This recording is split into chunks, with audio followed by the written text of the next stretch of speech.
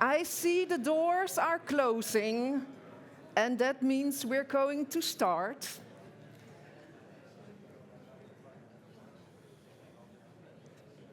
Hello, everybody. A warm welcome to everyone here in 𝗪𝗁𝗁𝗁𝗁𝗁𝗁 and also all the participants online. My first question is, can everybody please turn down their mobile phones or at least put down the sound? Thank you. Today, we will celebrate VEI's 20th anniversary, and we will focus on the past, the present, and the future of water operator partnerships, WOPs. You will hear a lot about WOPs this afternoon. My name is 𝗪𝘂𝗿𝗪𝗁𝗁𝗁𝗁, and I'm your host and moderator for today. And my involvement with water is manifold. I used to be the director of VEWIN, and as you know, VEWIN is representing the interests of all 10 Dutch water utilities. I'm the chair of the board of Water for Life, and I'm a member of the supervisory board of KWR, our research center in the Netherlands. We have composed today an interesting program for you with keynote speaker 𝗪𝘂𝗁𝗁𝗁𝗁𝗁, the Dutch water envoy. And it's clear that the world is changing. We all know that. And the wash sector finds itself in a very dynamic surrounding. And these challenges will be elaborated by 𝗪𝘂𝗁𝗁𝗁𝗁 later on. In addition, we have many more interesting speakers, international and national, and they will all discuss the role of WOPs and utilities from different perspectives. We have 2 presenters online. From Kenya, from Nawasco, we have Joseph Kintinji, and from Germany, we have Sandra Hanusch, you know, from KfW. Today, we celebrate the 20th anniversary of VEI, but there is something else that I want to mention. Because today, we also say goodbye to several VEI colleagues. In 2025, some important pillars will leave VEI. First of all, Annette Ottolini, the CEO of Evides, VEI shareholder for 11 years, she will soon retire. Then we have Simon Veenstra, regional manager and part of the founding members of VEI 20 years ago. He's already retired. Then we have Adriaan Mels, also regional manager, for 17 years active for VEI, and he will leave VEI and becomes a professor at Wageningen University. And then we have André van Beek, who was HR advisor for 6 years. On behalf of all VEI colleagues, we thank you for your engagement. We can only achieve something if we work together. And these VEI colleagues have always been committed to collaboration. I ask you for a round of applause for these 4 pillars of VEI.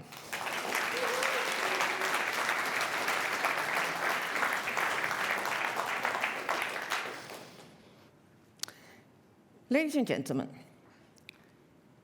organizations in dynamic circumstances need strong leaders, and this also applies to VEI. VEI has a CEO who is fully committed to international cooperation, according to the WOP model. There are a lot of questions, like how VEI adopts to the circumstances that change.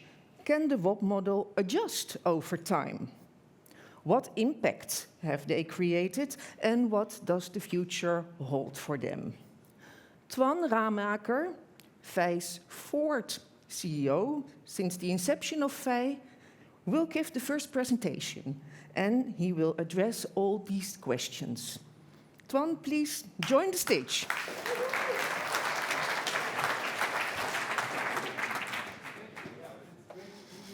Is the sound already on? Yeah. We're going to talk the whole afternoon about WOPs, and that is our passion. Maybe after 3 hours of discussing WOPs, maybe you're fed up with it, but we like WOPs, and we will highlight what WOPs can mean for the water sector internationally and also nationally. My presentation is about how WOPs and VEI adapt to the environment, and that the adaptivity of WOPs in the past 20 years was enormous, and that also provides us a sound basis for the future. And I will highlight that based on 7 developments: on the population growth, the climate change, operational investments, and the build, neglect, replace challenge, working in challenging contexts, South-South collaboration, the enabling environment, the finance gap to achieve SDG 6 in 2030, and the ESG, SDG reporting. And I will highlight how VEI and WOPs managed to deal with those 7 developments. The first one is about population growth. In the next 70 years, we are expected to reach 10 billion people on this earth, and a large part of this population growth is about to happen in Africa. And most of those residents will move to cities. So there's a huge urbanization development ongoing. And a large part of these urban dwellers end up in slums, and particularly in Africa, but also in Asia, of course. And slums here by the United Nations is defined as a lack of basic services, be it water, sanitation, affordable housing, living area, and also the security of tenure. So slums not necessarily have to be those packed slums that you know from, for example, Accra, but slums are defined here that one of the basic services are not provided to these urban residents. And VEI, in collaboration with the Ministry of Foreign Affairs, the Water for Life Foundation, 20 years already ago, decided that WOPs are not only about capacity building, sharing knowledge, but it's also about connecting people to contribute to the SDG 6 agenda. And those first years were quite modest. We connected roughly 100,000 people to water and sanitation annually. But in the past years, the investment increased, and now we are connecting roughly 6, 7, 8, sometimes 900,000 people. Sorry, this is the slide. Around 900,000 people per year. Of course, this is a drop in the ocean if you look at the population growth, but at least 1 million people, roughly 1 million people per year, is at least a significant contribution to the living standards of those urban dwellers. And this model is highly successful because we complete basically the large infrastructural developments and investments by development banks, where they provide large production capacity, water transportation. We do the last mile connections to connect people to the water and sewer networks. And the second advantage is that our WOP partners are responsible for the operations and maintenance after the implementation of the infrastructure, and that makes it highly sustainable. But apart from the necessity to connect people to water and sanitation services, it is also a business case, you could say. Traditionally, low-income customers were regarded as high risk. You shouldn't invest in that because they wouldn't pay the water bill. Our research, our projects of the past 20 years prove otherwise. We see that low-income customers are paying the bill, although the connection is often an obstacle for them to connect to the network. But if you support them with the connection, the monthly water bill is usually affordable.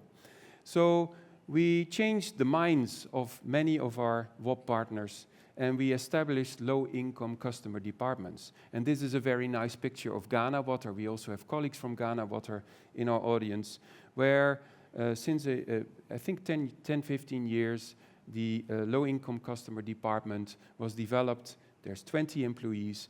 They do the research. Where are our low-income customers? What needs do they have? How can we accommodate them with payment schedules, support on the connection fee, and also the technical solutions that they need?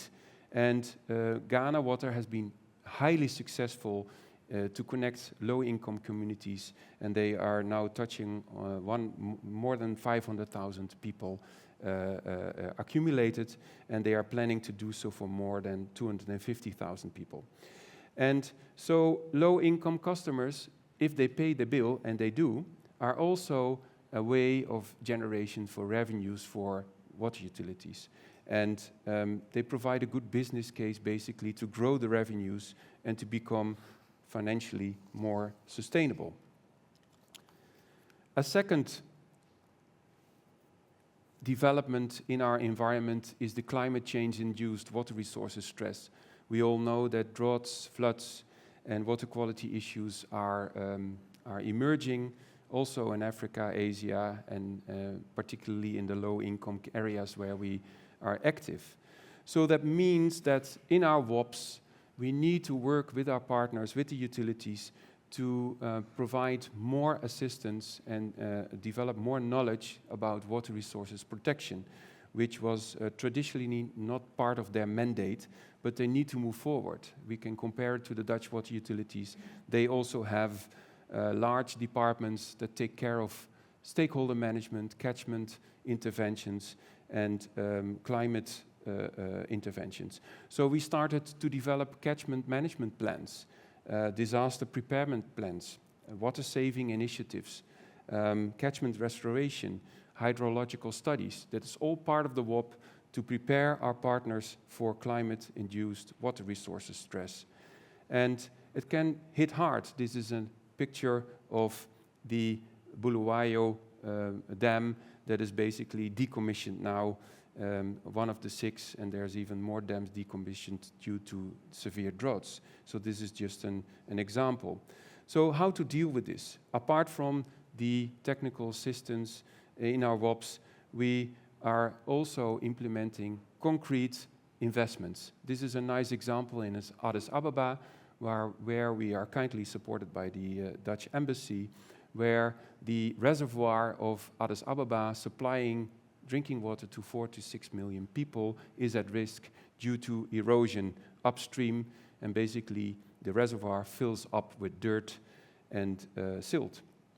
So we engaged with the Addis Ababa water utility and basically developed a program together with stakeholders upstream to restore gullies, to restore terraces, and basically improve the land use with the farmers and the residents. And that is a very interesting program because the water utility now also has developed a separate water resources department, which was not there before, so that they can deal with all the risks and threats that are threatening their water resources. So this is also a very nice adaptive strategy that comes back in our WOP work. Thirdly, we need to fight with development banks, particularly where the mainstream approach still is that we need to invest, and then utilities neglect, and then we need to rebuild or replace the infrastructures. We call that the infrastructure approach. And the total cost of ownership of this type of approaches is enormous. And we need to shift to a service delivery approach, where we invest more in preventive maintenance, and we are supporting the utility partners with asset management software, for example, and all kinds of interventions to, along the lifetime of an asset, we implement preventive maintenance interventions, so that in the end, the service delivery goes up and the total cost of ownership goes down. And that also means that we practically need to invest in operational investments. We need to replace pumps, we need to replace pipes, we need to replace assets along the way, and that will support the service delivery approach. And the interesting thing is about these operational investments is that they also generate revenue, non-revenue water reduction, energy consumption reduction, chemical dosing reduction. So in the service delivery approach with smaller operational investments, we contribute to service delivery, but also to the financial sustainability of the water utilities. In our flagship Waterworks program, we have a separate fund for operational investments where our 65 utility partners can apply for in competition with the others based on the business case so that they can improve the service delivery and improve their revenue streams. And we try to talk to financiers, development banks, to basically package smaller scale operational investments into larger envelopes to make it more interesting for them, because they think in big numbers in infrastructure approach, but we think in smaller numbers along the service delivery approach. So that is something that we are currently already doing.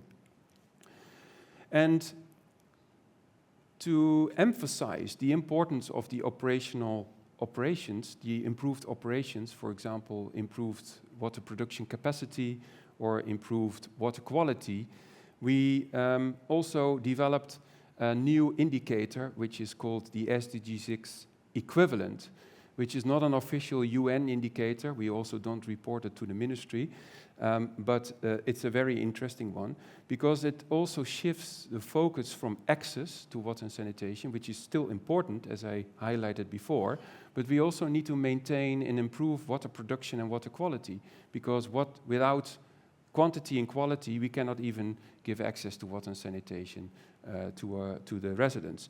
So an equivalent is a 50 liter per person per day supply. So if we produce more than 50 liters per person per day, that's an SDG 6 equivalent. And we also measure these. And this is also to value the capacity building of the experts from the Dutch water sector who are mainly active in improving the operations of water utilities. Another interesting development is that VOPs are also very valuable in challenging contexts. We have developed already a few years ago the South-South model, where partners in our network support each other. For example, drone pilots from Ghana Water go to, I believe, Malawi to train our colleagues from the Central Region Water Board, or a non-revenue water expert from Kenya Nakuru goes to Ethiopia to reduce the non-revenue water over there. But this model has been tested now also in challenging contexts. And this is a picture of 𝗪𝗲𝗲 in the northern part of Ethiopia, where there is close to a war zone. Actually, our experts cannot travel there currently, and even internally within Ethiopia, there's not much travel. So we basically take the staff of our partner 𝗪𝗲𝗲 to Addis Ababa and train them in Addis by employees of Addis Ababa Water and Sewage Authority, but also with VEI experts. And the same is now currently happening in Ukraine, for example, where it's too risky to go there, but we take staff from 5 water utilities from the Ukraine, take them to the Netherlands, develop investment plans, do capacity building, and then we procure equipment and they install it themselves. It's a highly effective and efficient model. And that is also part, this is possible because we have a trusted relationship in our WOP. And so we were even brainstorming within VEI, maybe WOPs can be applied in more challenging contexts without being physically present, but still to make an impact at distance. A fourth development is about the enabling environment. Traditionally, we were based and focused on technical interventions, commercial, production, distribution, But a few years ago, it became clear also in our communications with the Ministry of Foreign Affairs when we developed our theory of change for waterworks, that the enabling environment, and this is a scheme developed by SECO, the Swiss Development Corporation, that there are some non-technical indicators, for example, leadership, political support, autonomy, accountability, the first order ones. These are basically providing the enabling environment for a successful water utility. And you can do training and capacity building, if you like, with lots of days and support, but if the first order criteria and enabling factors are not in place, it will fail or it will not be as efficient as expected. So we are more and more in our WOPs working with ministries, regulators, working on tariff models, working on leadership, and we also engage them in our projects, and we support them also sometimes financially to make them part of the WOP movement and to create this enabling environment that utilities need to perform. And we have quite some successful examples, for example, benchmarking in the Philippines, Ethiopia. We are working on the establishment of water utilities in Zimbabwe. These are just some examples to create an enabling environment for our utility partners to be successful now and in the future. Secondly, investment mobilization is very important. We know there's a huge gap to achieve SDG 6. People are talking about trillions of dollars to close the gap, but the problem is the financial sustainability of many of the utilities is insufficient. So this is a picture from the World Bank database where about 65% of the utilities cannot even recover their operations and maintenance costs, let alone 85% cannot even cover for their O&M, but also including the interest payments on investments. So utilities are not healthy enough to attract commercial finance, which is necessary, but they also they are not healthy enough to create enough revenue to reinvest in their own system. And this is basically the philosophy of the Urban Water Catalyst Initiative. Sandra Hanusch from KfW will elaborate on that initiative later on this afternoon to see how we can basically improve the financial performance of utilities so that they become more attractive for financiers, particularly domestic commercial finance, but also generate enough revenues to reinvest in their own asset base. And the last one is about SDG and ESG reporting. We noticed, of course, we are focused on SDG 6, but there's many more SDGs, of course, and we now see that SDG 6, access to water and sanitation, is basically an enabler for many other SDGs. And only with access to water and sanitation, other SDGs can be achieved. So we put them at the center of the SDG picture. It has a spillover effect for economic activities, reducing poverty. It's a public health thing. There's gender equality involved, access to education, and also the climate impact is directly linked to SDG 6. And we need to report on that, and that's what we are doing with our WOPs and also with VEI to show the links between SDG 6 and all the other SDGs. So there's a clear picture that this is important. But we can also earn money because we know that large companies need to reduce their carbon footprint. And we have established and developed a certified methodology with the gold standard in Arusha to connect people to the water system. They stop boiling the water, so they don't cut the trees, and the avoided carbon emissions can be calculated and can be sold on the market, which we do.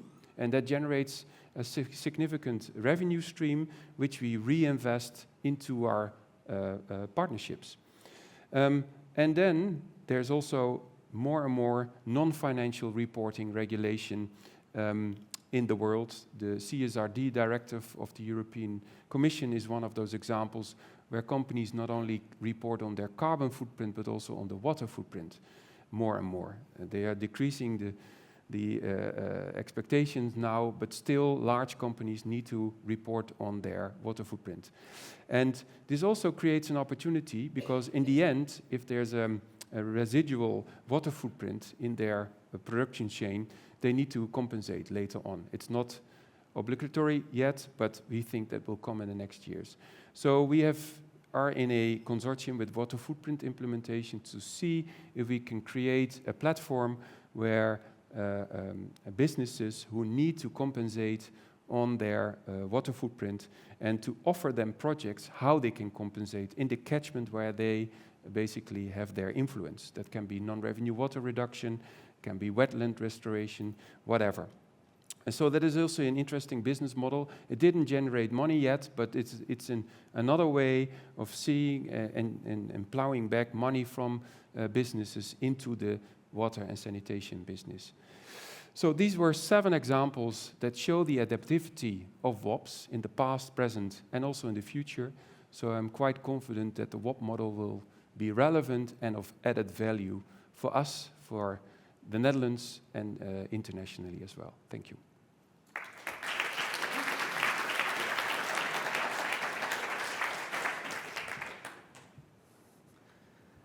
Twan, thank you for this overview. You have shown us that WOPs are able to adapt and that they adjust to a changing environment. And that's exactly what our next speaker will speak about, because the environment is increasingly dynamic. Mayke van Ginneke is water envoy of the Dutch government since 2023. And she is traveling the globe, I think everywhere, to advocate for improved WASH, for water management, and for climate-resilient water systems. Mayke has a profound water profile, having worked for many years at the World Bank, at the UN, and as a director of SNV.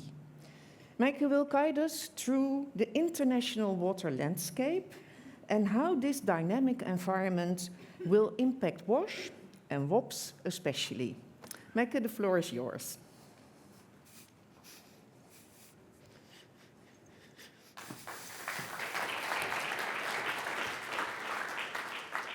Thank you. And I'm not sure I'm completely going to follow my terms of reference because I can talk a lot about international development, but there's a lot of things that are not very cheerful in international development, and we're here at a birthday party. So I thought by fulfilling my terms of reference, I just give you the overview of SDG 6. Where are we not? And we're not yet there, and I think already Twan gave a good explanation of that. But I really want to focus in on WOPs and why I'm a true believer in WOPs. I've worked on them for a long time. And I want to do that with 3 movies. The first movie, Chinatown, 1974, Roman Polanski with Jack Nicholson. The second movie, Ghostbusters, but the new and improved version from 2016, where all Ghostbusters are female, because I work for a government with a feminist foreign policy. And the third movie, classic, one of my favorite movies, Casablanca, 1942. Who doesn't like Humphrey Bogart in Casablanca? So let me take those 3 movies and explain to you why they're relevant for WOPs and for the work we do. And that's because it's about governance, about innovation, and about partnerships. So we start with governance, and we start with Chinatown. Beautiful movie, murder, love, but against the context of a very corrupt water system in Los Angeles. So this is, if you watch Chinatown, you think, oh, okay, this is how we shouldn't be doing it. So what do we need to do to be better at governance? Years ago, together with Klaas, who's somewhere here, Klaas Swartz, when we were both young, and you're probably still beautiful, but at least less gray, we did a lot of work on what are the critical dimensions of well-functioning utilities. And there were a number of things we came, and there were some of the words I already saw on one of the slides of Twan.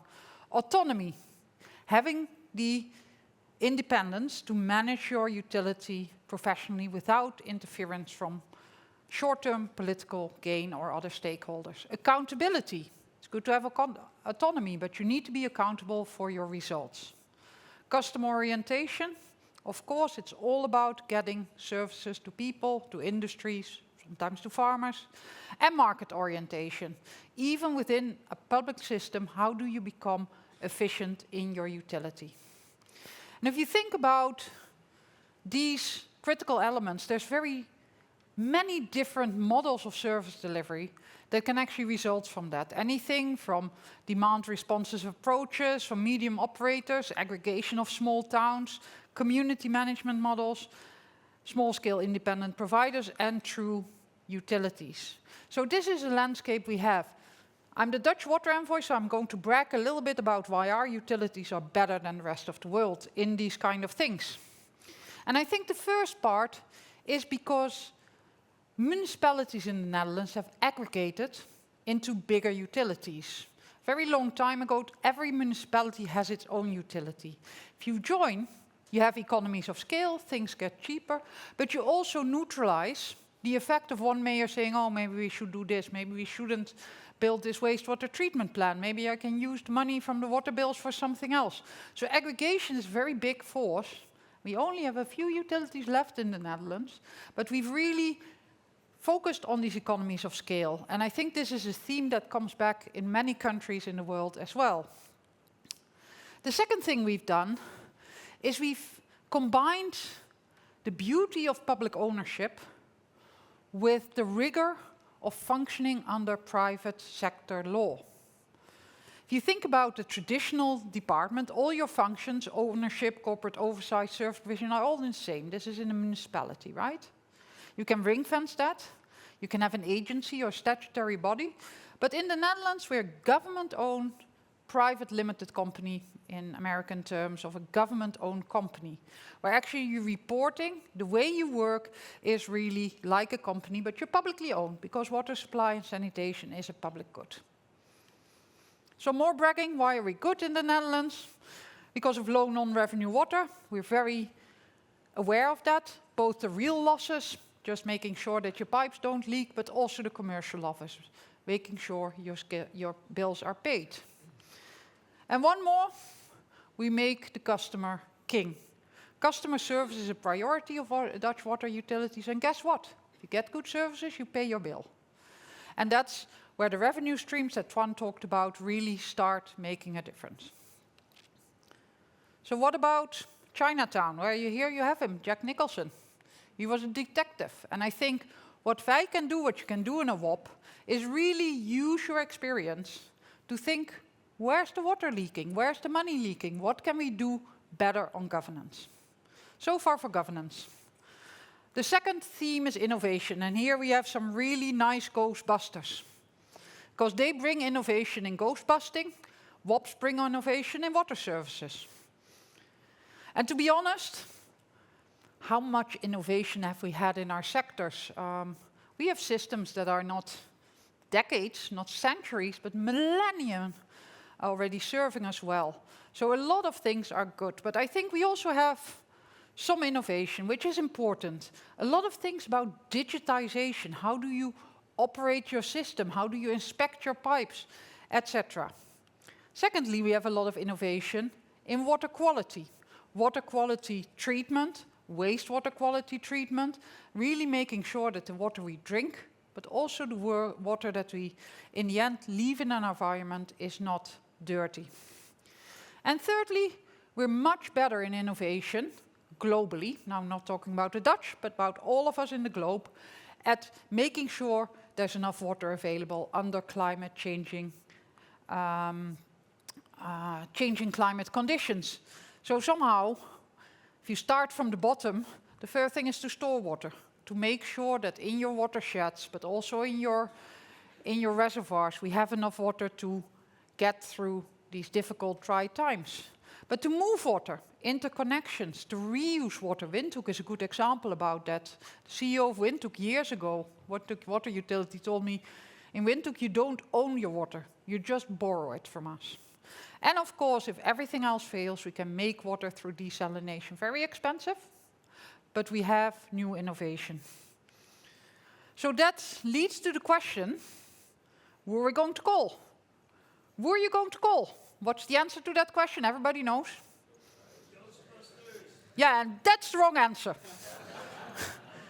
Because we're not talking about busting ghosts, we're talking about fixing the pipes, getting innovation into your water utility. So of course you call VEI.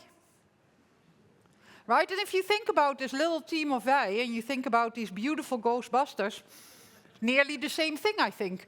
And I was in Bangladesh 5 years ago, 7 years ago, talking to the CEO. I was still at the World Bank.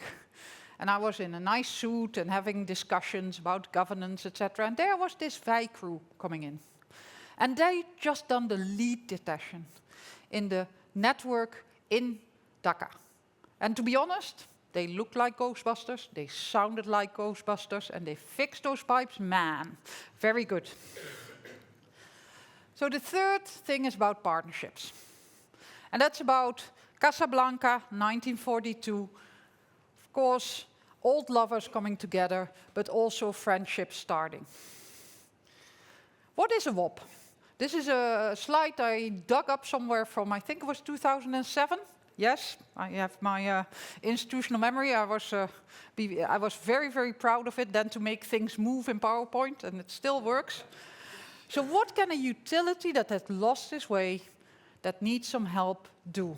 And at that time, in the early 2000s, I worked at the World Bank. And the solution was always, you need to enter into management contact. Bring in the private operator, throw out the CEO and put in a new CEO. Throw out the management and put in a new management.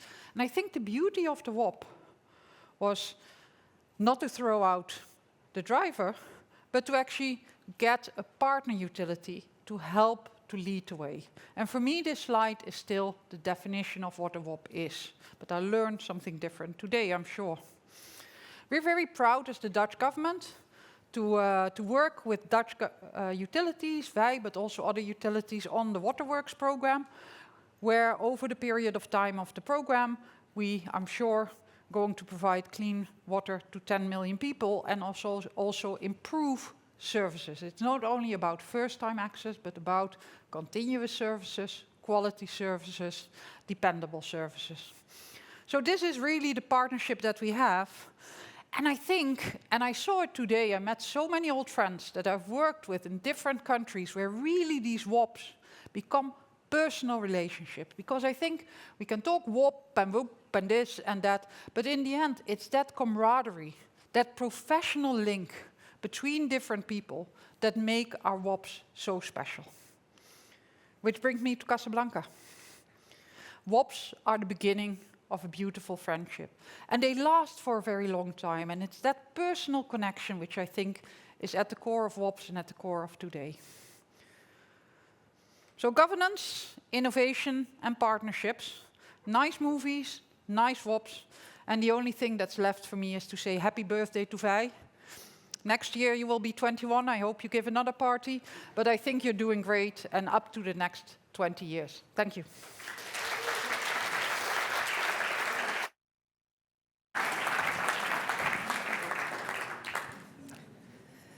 Well, thank you, Meike, for your very original presentation and your reflections.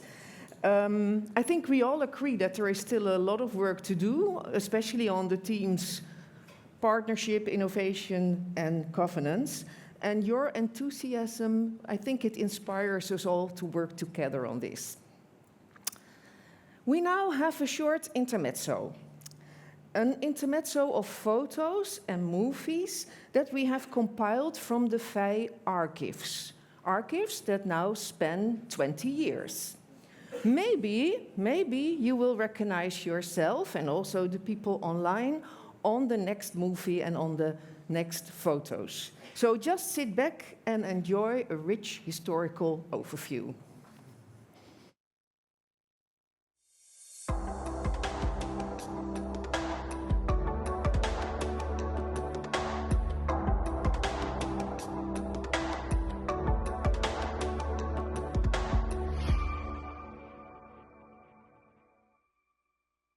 Rescuers worked through the night, reaching some survivors by boat.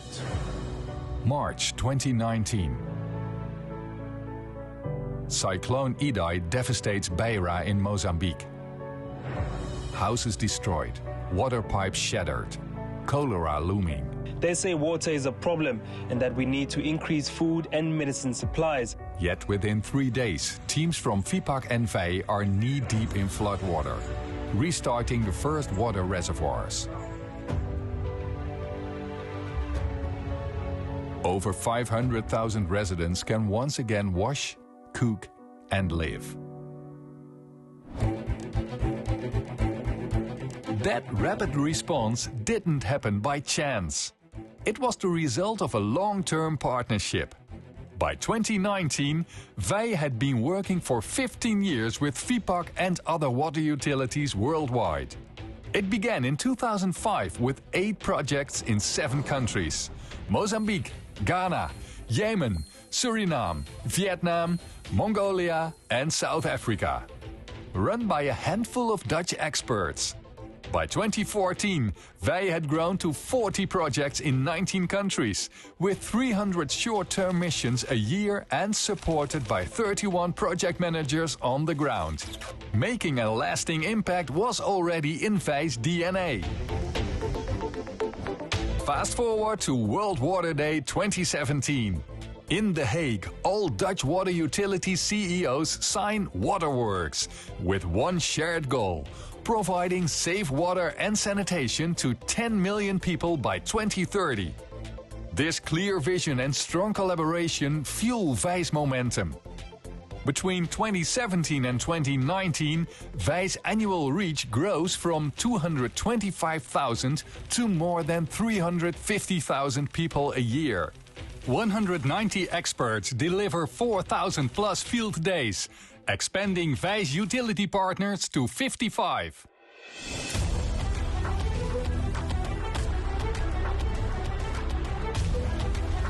In 2020, the world is grounded, but pipes are still leaking. VEI adapts quickly. For example, through hybrid missions, Zoom calls in Utrecht, real-time pressure readings in Kampala. This new approach is not a temporary fix, but a lasting solution. The shift helps cut VEI's CO2 footprint by 1,000 tons since 2019 through online coaching and compensation with VEI's own carbon credits in Arusha. 2023, a record-breaking year for VEI. Nearly 1 million new users and over 3,000 expert days provided by Dutch water companies. VEI's reach now spans 21 countries. Since 2015, more than 6 million people have gained access to safe water and sanitation. These achievements are remarkable, but the true story of VEI lies in the day-to-day operations. Behind every number are professionals doing skilled work, training colleagues at water utilities, detecting leaks, fixing billing systems. This is VEI in action, not delivering tankers, but building trust. No big promises, just steady, locally rooted progress. From the first welded pipe in Maputo to digital pump optimization in Arusha. Shared knowledge saves lives. One utility, one workshop, one expert at a time. The next milestone is set, reaching 11.5 million people by 2030 with access to water and sanitation. Climate neutral and in partnership with the Dutch government, the Water for Life Foundation and others. 20 years of impact, and VEI's mission continues to keep changing lives with water. Starting today.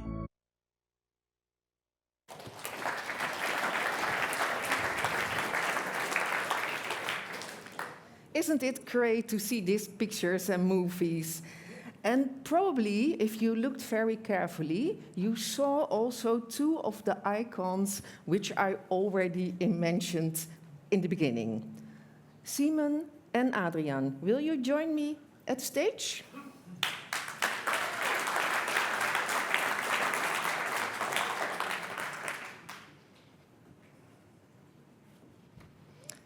So next to me, You see 35 years of combined experience at VEI.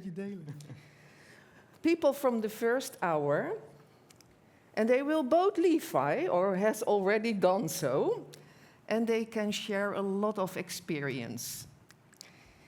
They can, of course, tell about VEI and what is working well and what is not working well, but I'm also going to ask something about what they did with themselves.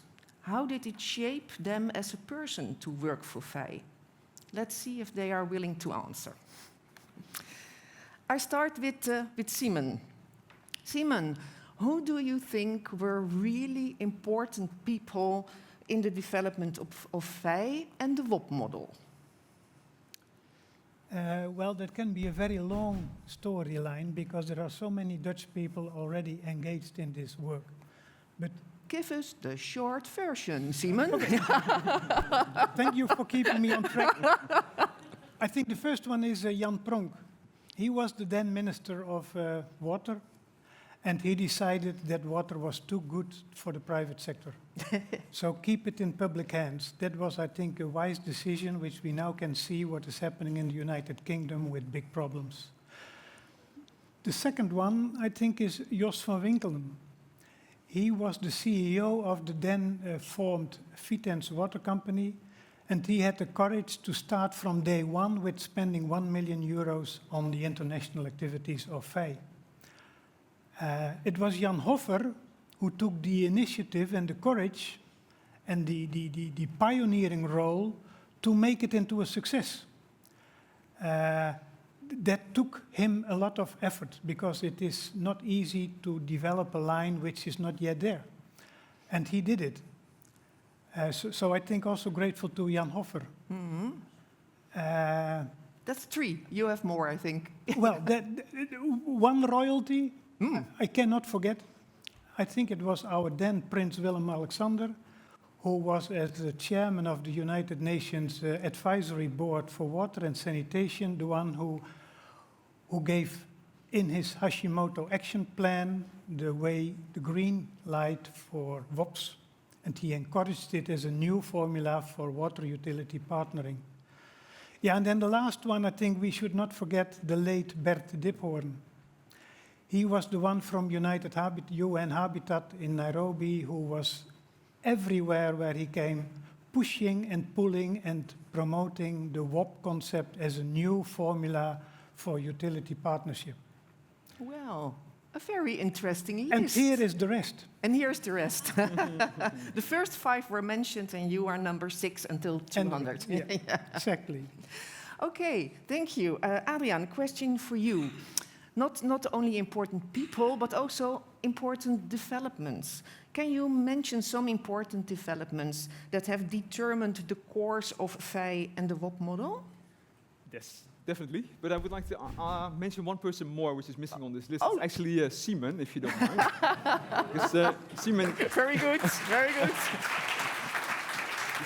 Simon actually tricked me into this job. I came to visit Jan Hoffer because I was thinking, hey, we're going to have a collaboration between the organization I was working at and VEI. And then at the end of the conversation, Jan said, well, are you going to work with us? And I was really completely overwhelmed at that moment. Yeah. So it took me about 2 months to think about it, but eventually I joined VEI. And then you stayed for 17 years. Yeah, exactly. Very good, very good. Yeah. But so important development. Yeah. Okay, what I find very important, but I see them more as factors. What has been very important for VEI is the continuous support of the management board of the utilities, especially the CEOs. We have 2 of them here, but it's so important that they have been continuously committed to the work of VEI, and not only 𝗽𝘀𝗀𝗿 and 𝗽𝘀𝗃𝗿, but also the partners that we have in Limburg, Brabant, Groningen, and PWN.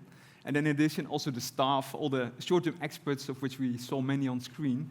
It's so important that they provide their expertise, provide visible results in the field. So I think that was always very important for VEI, that we had that in our hands, you could say. Yeah. What is also important, I think, is that we had this strong backup of the government. It was already mentioned by Maaike, but from the beginning we had the 1% funding arrangement, which was very important, but also that funding base that was provided by... That's the famous 𝗪𝘁𝗲𝗿 𝗪𝘁𝗲𝗿 Yeah, from yeah, yeah. I 2005 remember that indeed. from my Yeah, saving yeah, time. was Yeah, later yeah, on yeah. incorporated Yeah. into the drinking water law. It's quite unique. Yeah. I think also that, that was one element, but also the financing by the different embassies, their commitment, and also the new waterworks financing, which is now through the Ministry of Foreign Affairs, was very important. And what I also think is a very success factor is that VEI as an entity is quite is a unique entity. Actually, we cater for the Dutch water utilities to do this work, so we keep them off all the difficult things like contract management, acquisition. They can purely focus on their roles, Their providing important job. expertise, Yep. and I think that is an important one. And I think if I look at VEI, I think the big development that we have gone through is that we really professionalized a lot. I would like to also say a word to Luc, who is here, because I think he made a very big change in the way we manage our organization and how we are credible towards, say, our financiers and the shareholders, and that has made a big difference over the last 7-8 years to scale up and to be really accountable. Okay. Yeah. So important key factors that make the success. Mm-hmm. If you look back for 20 years, what do you see as your biggest achievement? What are you most proud of? Can you tell that? Also the very short The short version. version. Yeah. Well, I think I then can just summarize that everything in what I have been doing was to give people, professionals, ambitious professionals in the water sector, opportunities to move on with their career. And whether that was as a lecturer in IHC Delft, or as a lecturer at the university in Leeuwarden, or as a project director in VEI, or as a moderator in the global community of water operators, it's all giving opportunity to people to move ahead with their career. They heard so many times doors locked and doors closed, but I try to open doors for them to make their career the best. Yeah. And small things, not worth mentioning, but for them, sometimes decisive moments in their life. Well. Yeah. Do you have something to add there? That's also what I see as one of the big elements of VEI, that we see people develop, we train, and we actually the model is, it's not, we don't focus on the quick gains, but we look on the investment in the people. And partnerships. That's what is, I think, the really strong point of VEI. Yeah. So making things possible is, Exactly. in a way, to put it very shortly. Yeah. And perhaps a little bit more precise. Can you mention one project you think there we made really a difference in the life of people? I think Mongolia was a typical example. Yeah. Mongolia was in the beginning a project in a country which was very much closed and focused on China. And when we came there, and Adriaan has been there as well, engaged. When we came there, it was for them a real eye-opener to see a different style of working together as partners. The hierarchy of the utility in Mongolia, Usuk, was very strict and very straightforward. They had on Monday morning all staff meetings at 8 o'clock sharp for 1 hour, and then every individual had to tell what he or she was going to do and what he had to do from the managing director. And we tried to open up that kind of atmosphere. So there we made a real change. Yeah, I've been in China, and I know when the boss talks, everybody is quiet. Exactly. Simply nodding. Yeah, okay. It's interesting that now, 8 years later, after this project ended, they asked us back. So we're in the middle of a new collaboration with this water company. Actually, because they remembered what we had done in the past. So it's interesting that nowadays we're having a lot of visitors from Mongolia coming to the Netherlands to different water utilities. So they like the style that the Dutch brought in. Apparently, yes, they do. But in a way, it's also a typical style. We're very blunt and quick. It's one of the dangers that we have if short-termers come in for the first time, that they always start to say, hey, this is wrong and that is what you should be better. Yeah. We have really, in time, also developed training, some kind of a acculturalization training to be more appreciative. To first say, okay, this is going well, and maybe we can work on this to be even better. Yeah. So it also changed us Yes. as Yeah. person. Yeah, I wanted to ask something about it. Did it make you a different person? Also Yeah, here I- in your daily life? I hope that you didn't ask whether it was a better person, but I Different. changed. Yeah, I changed. The first thing what I observed is that Dutch people are in the international scene rather the exception than the rule. Our way of doing, behaving, thinking, planning, time management, directiveness or even bluntness is so extraordinary that needs to be handled with care by many people outside of the Netherlands. And we have to realize that our style is not the common style of many people around us. So in that sense, I became a little bit more humble and a little bit more careful in stating that I know what's best for them. Yeah, yeah. And that Yeah. is very difficult for seamen, we know. It's very difficult, yeah. You became more diplomatic. Well, that's too much for me. The second thing what I learned from 𝗪𝘀𝗁𝗁𝗁𝗁, he was the managing director in Malawi. He said, if you think that you understand us, then be aware, because then you might make mistakes and you better verify on our side whether it's true that you think that you know it. Okay. And also that, I think, is a reflection on that we have a kind of bubble around ourselves to consider us as the experts, and we sometimes forget to listen to the question where we already have given the answer. So a little bit of reflection and connectivity, I think, is there also quite crucial. Yeah. Yeah. And that's not only abroad, that now you use that also here in the Netherlands. Yes. Well, We will ask his wife. Yeah. life is keep trying, huh? Keep trying, yeah, yeah. And for you, Adriaan, did the working for VEI change you? And what will you take with you now that you're going to be a professor at Wageningen? Yeah, a lot actually. It's Yeah. been even a hard choice to leave, but I felt it was time. What I'm taking with me is, on the one side, a tremendous experience in working with so many great people, and the traveling, seeing the world, becoming much more acquainted of what happens in many other places. I also realize how blessed we are in the Netherlands with what we have.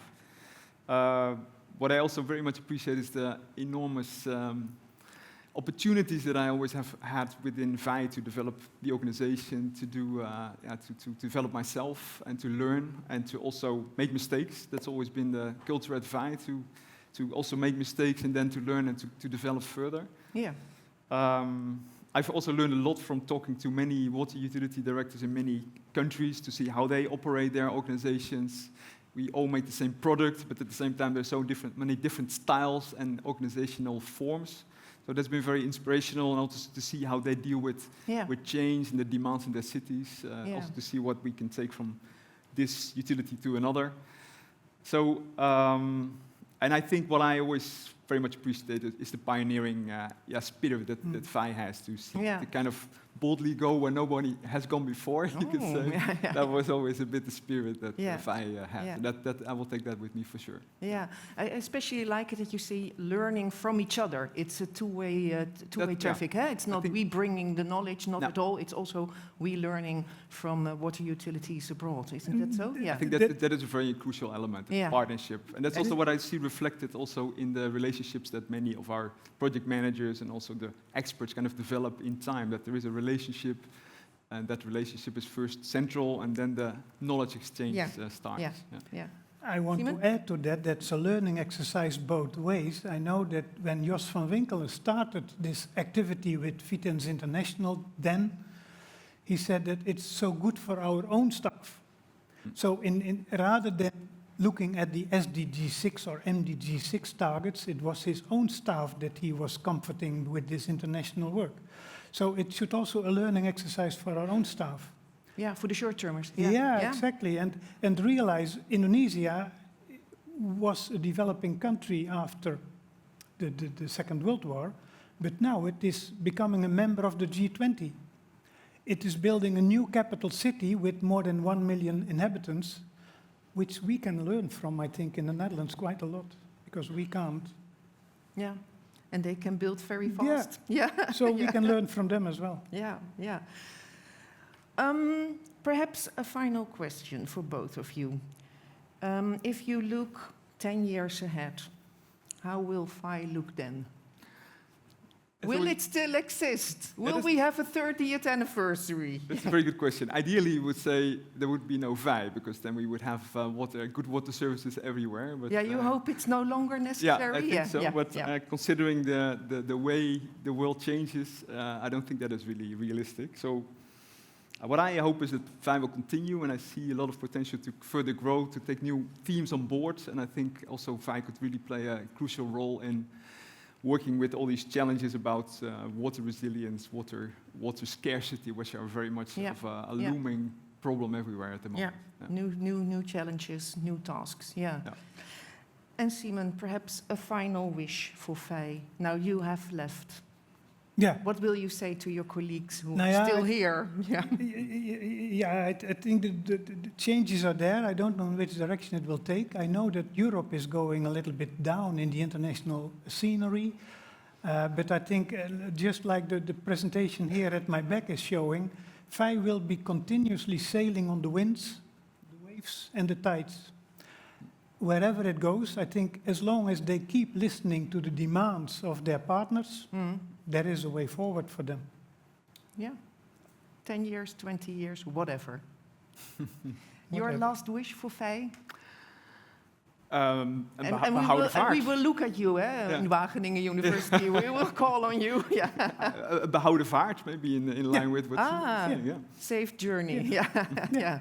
Well, thank you very much for all your good wishes and also for all your time invested, all your energy given to VEI. It really helped. And I wish you both a very good pension and a very good rest of your career. So again, an applause for these icons. Thank you.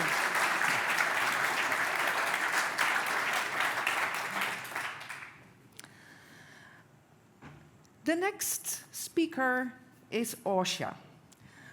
And I forgot my card, so I'm going to get it, otherwise I can't tell you what she's doing. Just a moment. Here I have it already. And she really deserves a nice introduction, because we're very happy that she's here. Our next speaker is 𝗪𝘁𝗲 Johnson. 𝗪𝘁𝗲 is the head of 𝗽𝗂𝗲𝗏, a part of UN Habitat. 𝗽𝗂𝗏, located in Bonn, Germany, is the Global Water Operator Partnership Alliance and very instrumental to promote and, importantly, finance globally WOPs, of course. And there is a lot of cooperation, especially in the EU WOP program.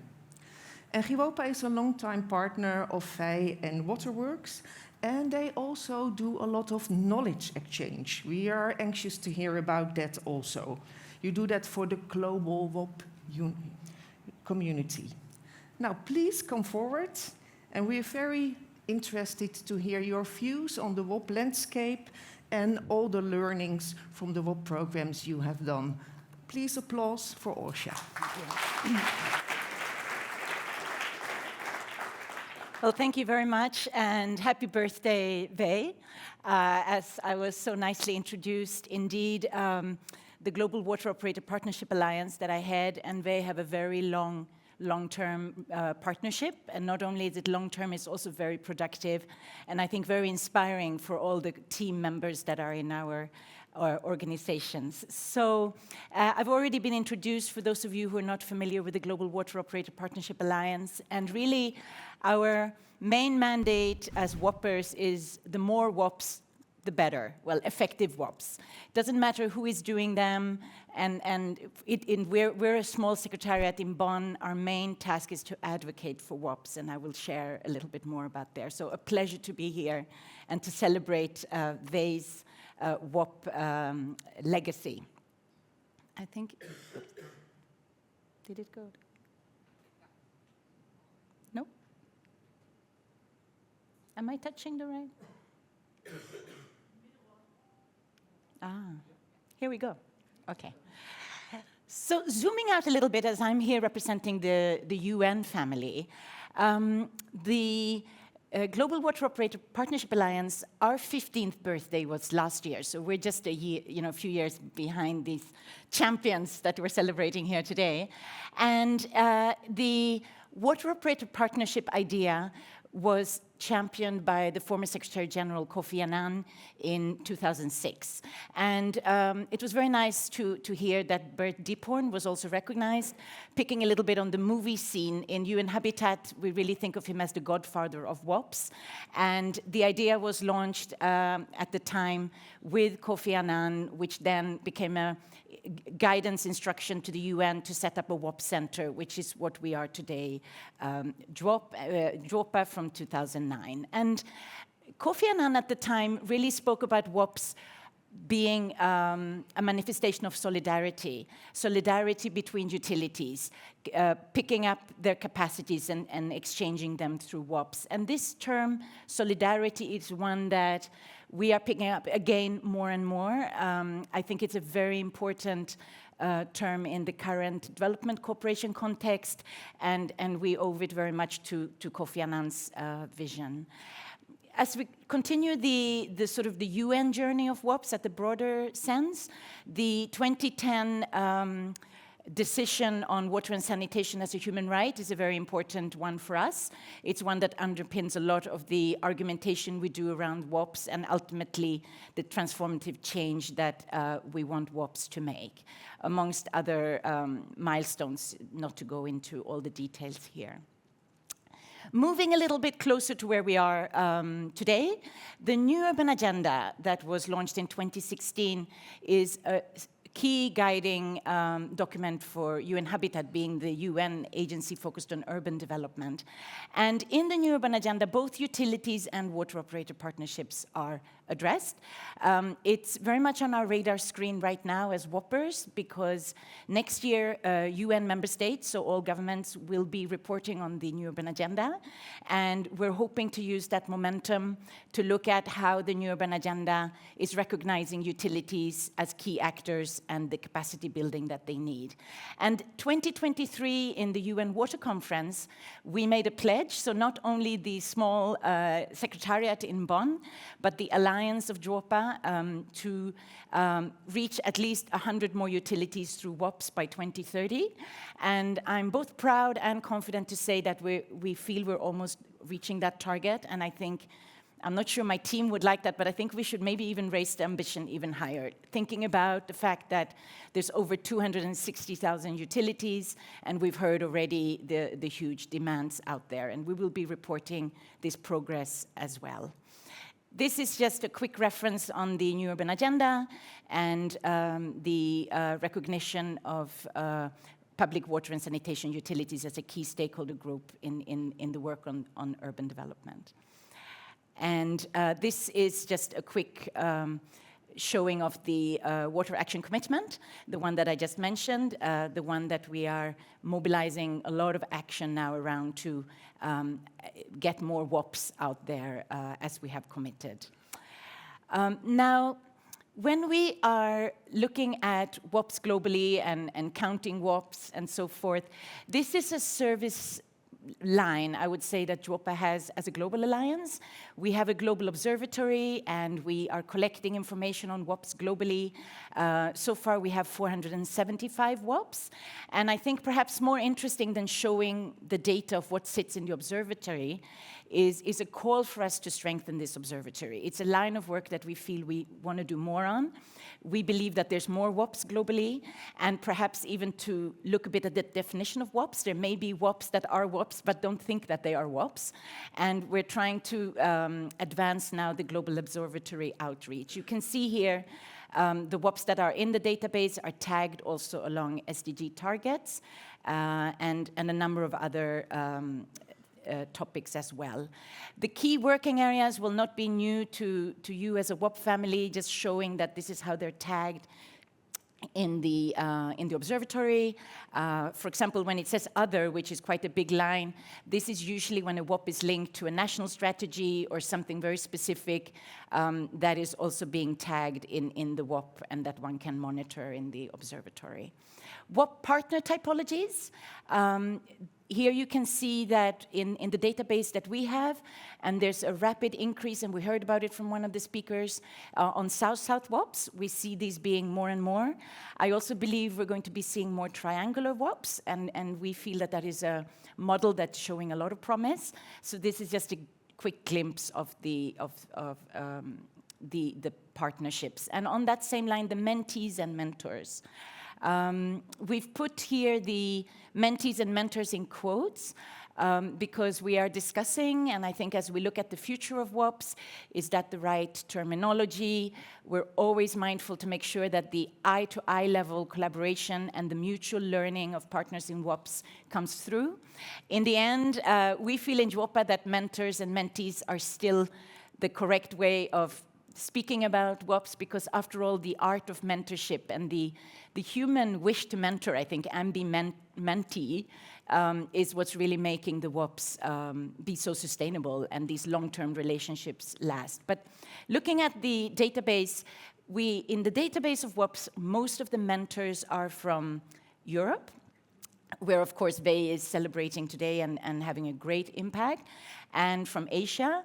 And we're seeing more and more mentors also in Africa. And we're working on a number of dialogues with different mentors across different continents to scale up the supply, let's say, of mentors for WOPs. Another trend we're seeing is to start exploring SWOPs. We just spoke about the acronym, but Sanitation Water Operator Partnerships, which will be increasing, we believe, as well. We've made an internal pledge that 30 of the 100 new WOPs by 2030 will be SWOP in orientation, sanitation. And of course, this involves one could say perhaps a more complex set of urban actors, and this is a trend that we are following and looking how it will be rolled out and, you know, the practicalities around that. Okay, I think. Okay. So that's a little bit on our database on the observatory. We also have an implementation arm. We are not financing ourselves, but we have generous support in our flagship program from the European Union. And we've just finished the first phase, and we are pleased to be kicking off a second phase. The expression of interest just came out 2 days ago. And of course, we've drawn many lessons from the opportunity of implementing 20 WOPs in the first phase. The evaluations tell us that the program design was valid in the first phase, so we are on the right track, and so we're not making any major drastic changes. I think this is very promising. Some of the things that we're taking away, and I think echoing very much what we've heard already from other speakers, is the financial linkages. First of all, we already heard from Tuan about that.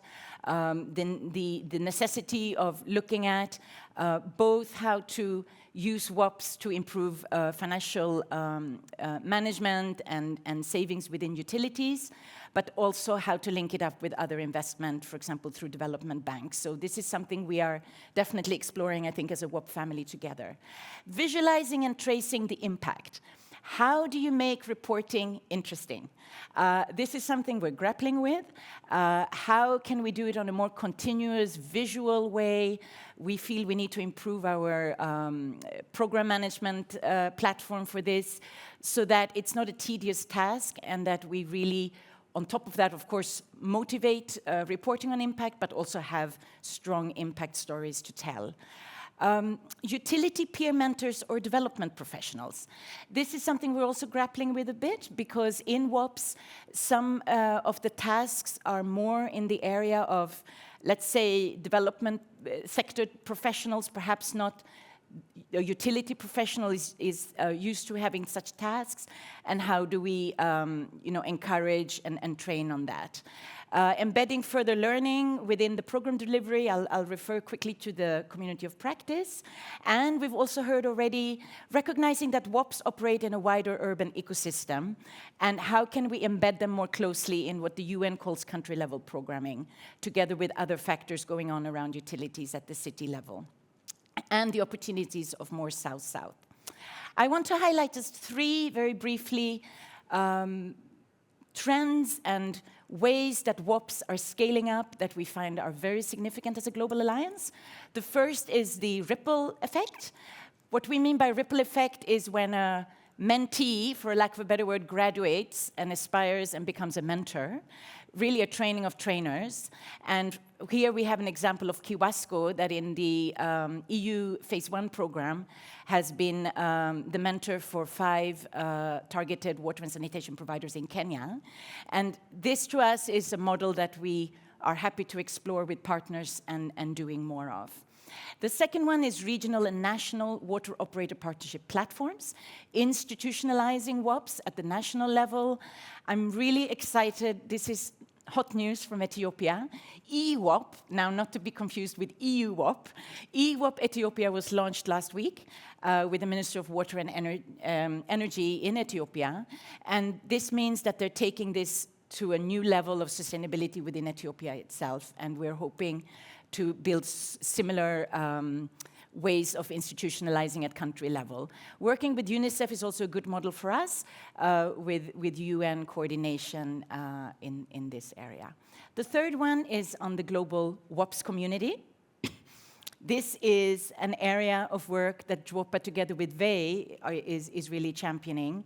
And this is an online community with over 2,000 members today, with a number of national WOP groups also emerging. Ethiopia is one, Ukraine is another.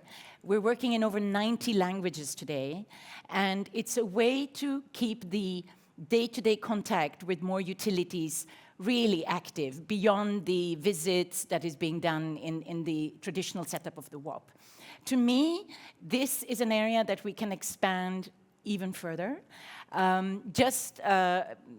Earlier this year, I was in one of the low-income customer service delivery areas of National Water of Uganda, and I asked them, with all the people we're meeting, how many of you have heard of the WOP community? And it hasn't reached everybody, let's say, that far in the employees of utilities, and it really triggers the ambition of linking up now with everybody having mobile phones, no language barriers, of having an even bigger global conversation through the COPs. So we're launching a new platform, and we have some new moderators on board. We're very grateful for VEI's excellent moderators, a lot of young professionals, and I think this will be an important space hand in hand with the other parts of WOPs.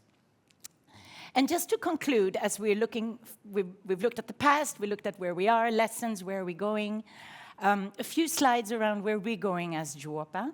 First of all, being part of UN Habitat. Habitat just launched their new strategic plan a month ago, and adequate housing, land, and basic services is at the heart of the new strategic plan.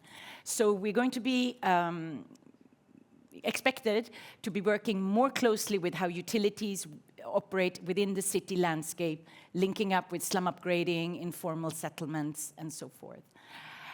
We are in the absolutely last mile of the SDGs. We've seen already a lot of information about the SDGs. But one of our roles that is increasing is not only on the reporting against SDGs, but advocating for utilities that they are a key frontline actor when it comes to achieving the SDGs. And we've unpacked, for example, for each target of the SDGs, what is the role of the utility? Sometimes the utilities may not be thinking directly onto the SDGs, and we're really working on this as an advocacy campaign at the moment. And staying on the advocacy roadmap, trying to get public service providers to be a recognized UN Habitat stakeholder group, which they're not yet. There's 18 groups. Public service providers are not. I think that's a good thing to gear up towards. And a good moment for that is the 13th session of the World Urban Forum, which will be in May next year in Baku. And in the last World Urban Forum, we had the largest amount of utilities present in any previous World Urban Forum. So I think we're laying the ground, and now we want to sort of nail it further. We're also looking at ways to advocate for water operator partnerships in the COP30 action agenda, where water is part of it, and of course for the UN 2026 Water Conference. And maybe just to conclude, we're developing our own strategy as well for 2026.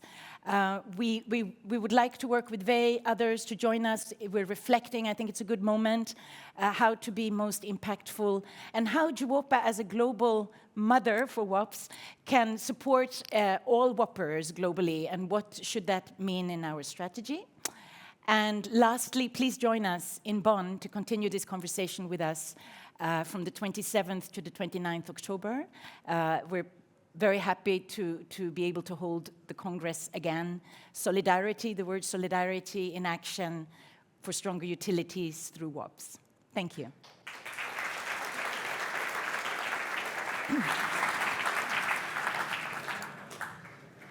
Thank you, 𝗪𝘁𝗲𝗿. What a strong first sentence you gave us. The more WOPs, and I suppose also SWOPs, the better. I really like that. And I learned a lot about the whole UN habitat context, so thank you. Now we're going to have a break for 25 minutes. There are drinks outside. The speakers are all here, so if you want to ask questions to them, just tackle them here during the drinks. And for the ones who are interested, there will be a video with congratulations by VEI partners, and it will be shown on the screen here during the break. Please be back at 15:20 sharp. So also for the online viewers, the program will continue at 15:20. Thank you.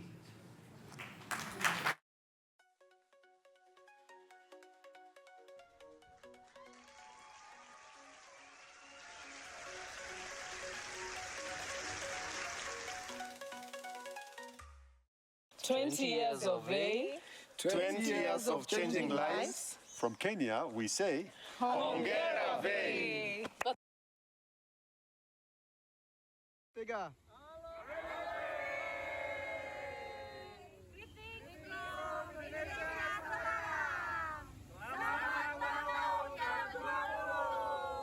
Here's to many more years of water operator partnerships.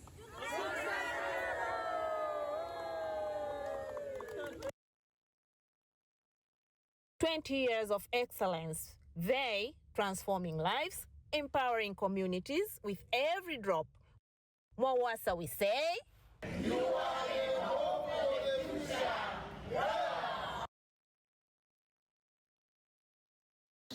Happy 20th anniversary to VEI. Thank you for the extraordinary work in promoting water and sanitation. Wow!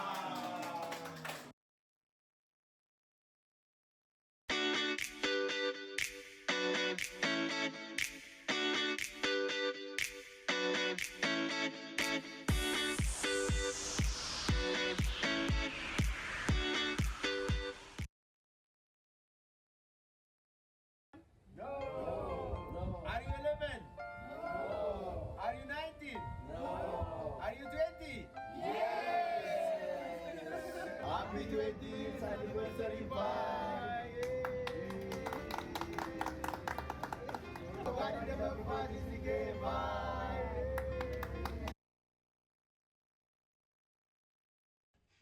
Happy birthday, VEI! Wow, 20 years of your existence is already here for me to see. Congratulations, VEI, on your 20th anniversary, 20 years of excellence, impact, and transformation in the global water sector.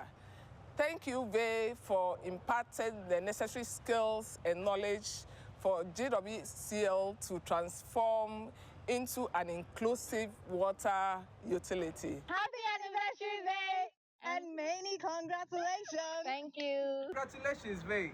20 years of impact. Cheers. cheers on your anniversary again. Cheers to many more years of excellence and impact. On behalf of the Ministry of Water and Environment and Southwestern Umbrella of Water and Sanitation here in Uganda, happy 20th anniversary to VEI. El día de hoy desde 𝗪𝗂𝗿 quiero felicitar a VEI en sus 20 años, ya que estos 20 años son el reflejo de 2 décadas haciendo cooperación y trayendo desarrollo a nivel mundial con el apoyo incondicional que dan con su transmisión de conocimientos. Felicitaciones.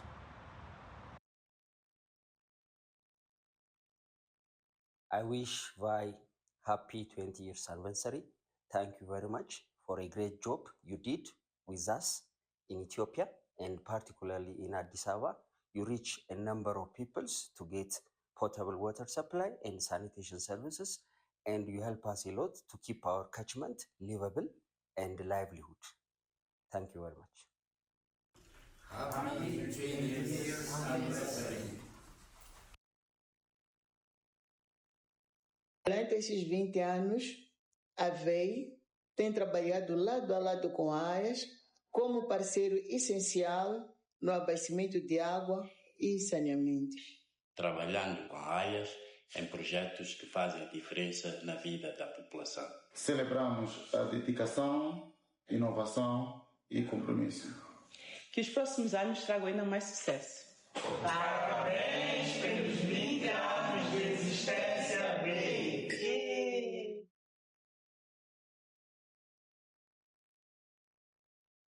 Happy 20th anniversary, VEI. Ghana Water Supply and Sanitation Company would like to say thank you to you for being with us in serving the underserved communities of 𝗪𝗀𝗁𝗪𝗁. We also appreciate you for building our climate resilience capacities, as well as also making us technically sound from those short expert exposures you gave us. Congratulations. This is Ghana Water Supply and Sanitation Company. VEI, happy 20 years anniversary. Wishing you a joyous celebration as we commemorate 20 years of success, innovation and impact. Thank you for supporting us in improving water supply and sanitation service delivery. Congratulations. On behalf of Uganda Water Supply and Sanitation Company, on behalf of the Mulonga Water Supply and Sanitation Company team, I would like to extend our heartfelt congratulations to VEI on reaching this remarkable milestone of 20. We are proud to be a part of this inspiring and impactful journey with VEI. Dedication to improving water management and infrastructure has truly made a difference globally and also with us here. So we're excited to see what comes ahead. Deeply value your partnership and support that you have provided over the years. Cheers to 20 years and more of success and development. Cheers to 20 years of impact, and here is to many more years of collaboration and success. Congratulations to VEI on reaching this incredible milestone. 20 years of global impact and service. At Southern Water and Sanitation Company Limited, we deeply value our partnership with VEI. Your support has strengthened our capacity and laid the groundwork for projects that will transform lives. We look forward to continuing this journey together, building stronger utilities and more resilient communities. Happy anniversary, VEI.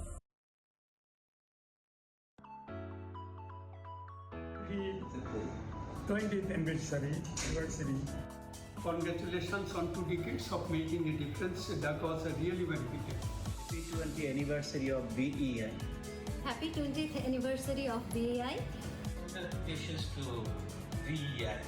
Happy anniversary, VEI. Happy anniversary to VEI. Happy 20th anniversary, Reliance International. Congratulations to VEI. Congratulations, VEI.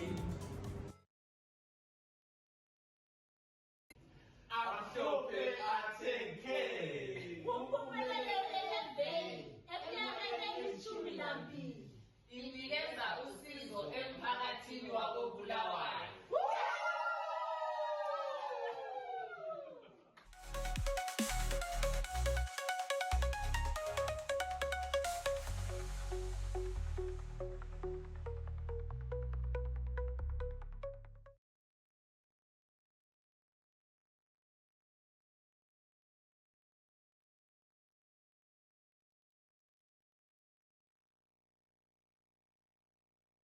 So, welcome back, everybody. This and so can we, because here I see on the screen Sandra Hanush.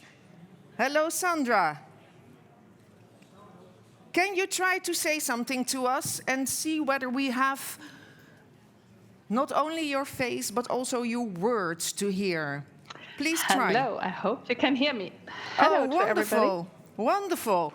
Sandra, we didn't make it with Kenya, but we can make it with Germany. Well, we try again later, of course, with Joseph. But here we have Sandra Hanush. She is from KfW, and she is there the director for Water and Sanitation North Africa. And Sandra is closely involved in the establishment of the Urban Water Catalyst Initiative. That's a collaboration between GIZ, KfW, and VEI Waterworks. This initiative addresses the need for public water utilities to mobilize financing, perhaps commercial financing, through improving the credit rating of the water utilities. Sandra, we're very interested in your views and presentation. You have the floor. Thank you very much, and congratulations, of course, also from my side and KfW's side to your anniversary today. As you nicely introduced myself, I'm Sandra from KfW. KfW is a German development bank, and for the past 2 decades, I'm working with the development finance and mostly in the water sector and very passionate for the water sector. I'm currently also attending a water workshop, water conference here, and yesterday there was also Henk Oving, and I heard like he's so passionate that it's a toot water. I'm not that far yet, but we are very, very passionate in bringing the water sector forward. As you all do not, maybe not know KfW or the work from the development bank, as it's a slightly different perspective of what we've heard today, I will take a few minutes to briefly tell you how we work, what we look at, and what the role of WOPs in our work is. I don't know, shall I share the presentation or you? I don't know what you prefer. Oh, you do, okay. So just briefly with regard to KfW, we are the public development bank, as you know, many of the from EIB, World Bank as the multilateral, but French and Germany, they're also like the public national development banks. And what we do is we mostly and most significantly finance investments in developing and emerging countries, but also HR activities, technical assistance accompanying with the investments. The water sector is the second largest sector, actually, in KfW, with roughly last year about €1 billion investments in general. Next slide, please. So what do we finance? As I said, in traditional approach of financing in the water sector was like the focus on grid-based solutions for urban water supply and wastewater management. That is what we've been doing for the past 60, 70 years. However, in the recent years, or the past decade, we also active by financing sectoral policy reform programs, such like implementing tariffs and indicators on a macroeconomic level, and also result-based programs. So how do we finance it? Depends actually on the country. We do finance by grants. We do loans, development loans, hedging public funds with funds from the capital market. So it's the whole wide array of instruments. We do finance water infrastructure. However, it's mostly on a public to public, like the Ministry of Finance is our partners, and then it's trickled down to the utilities.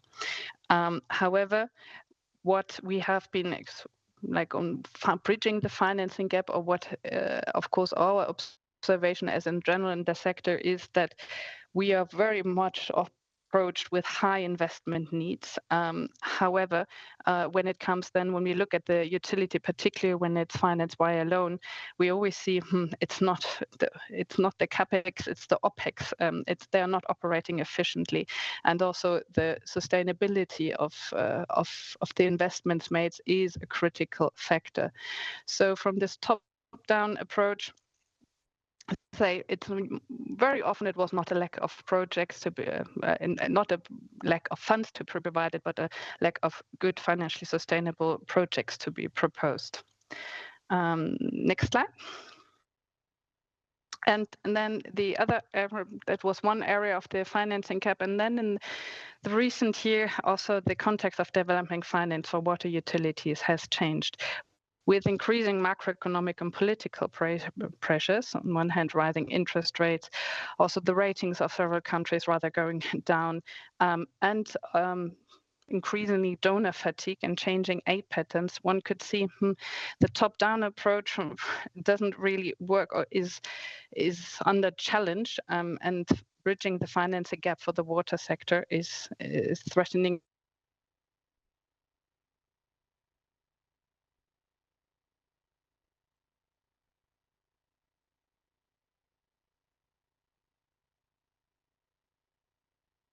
the creditworthiness of utilities is key.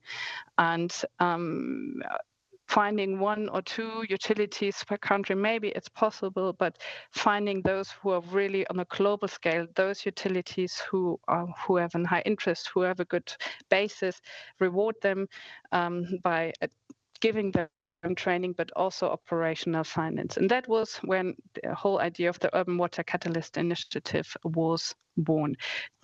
Next slide.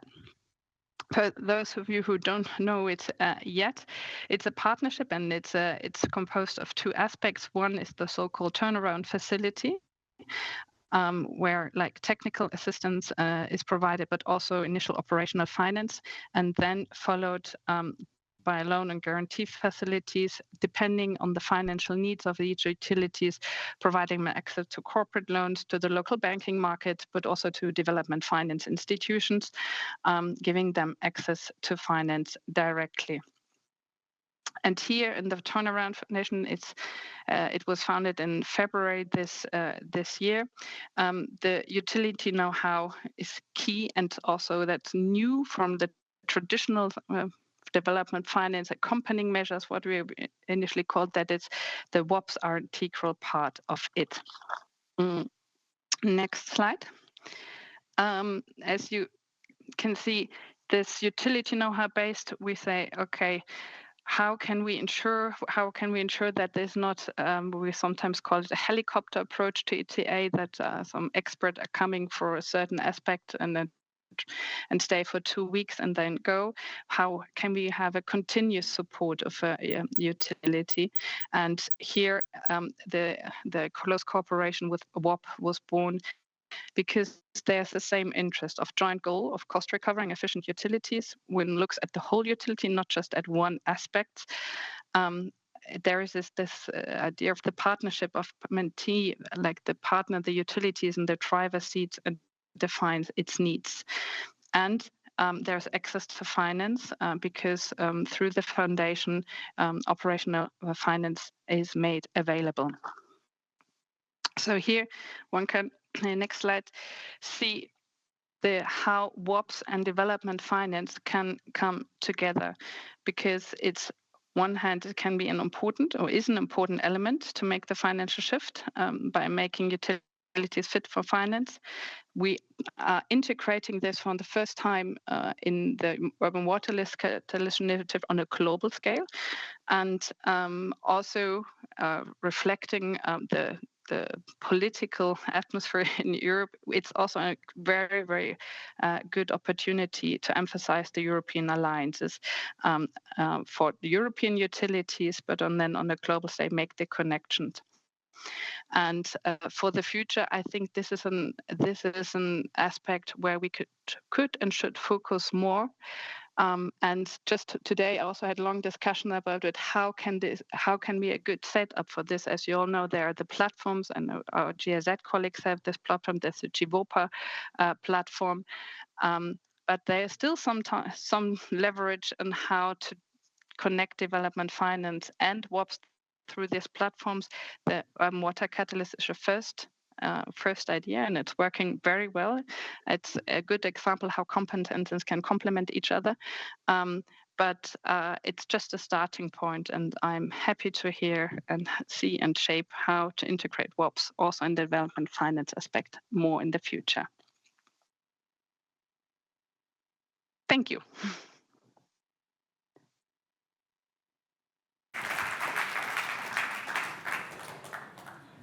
Well, thank you, Sandra, first for your flexibility to present first after the break, and second for your very clear explanation of the importance of financing water utilities in the future.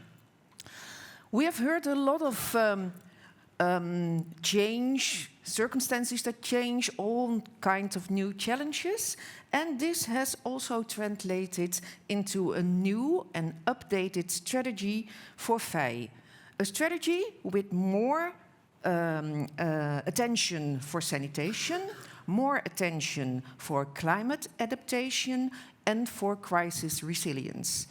These changes have been integrated in a new video which will explain the new strategy, and it will be presented now. So please enjoy the new video of the new VEI strategy.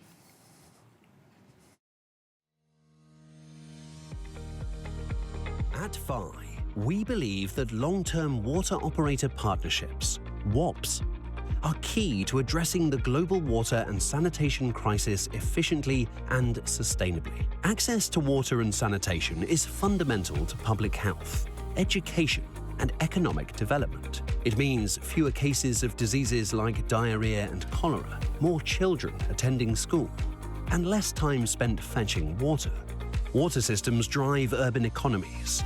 In short, water and sanitation services are essential for building healthy, prosperous, and stable societies.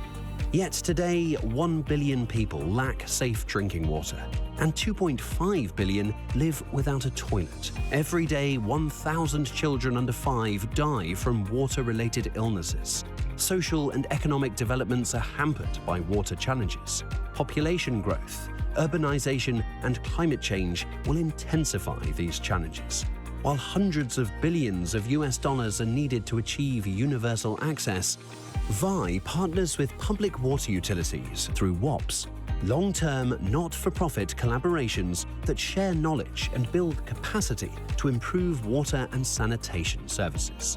From enhancing technical and organizational processes to securing critical investments, WOPs enable utilities to serve more people globally, especially in vulnerable communities. They do so sustainably as public water utilities are mandated to operate and maintain infrastructures. By connecting water, sanitation, and climate adaptation with the development of crisis-resilient urban water systems, VEI is committed to working side by side with public utilities to achieve universal access to water and sanitation and contribute to a prosperous future for all.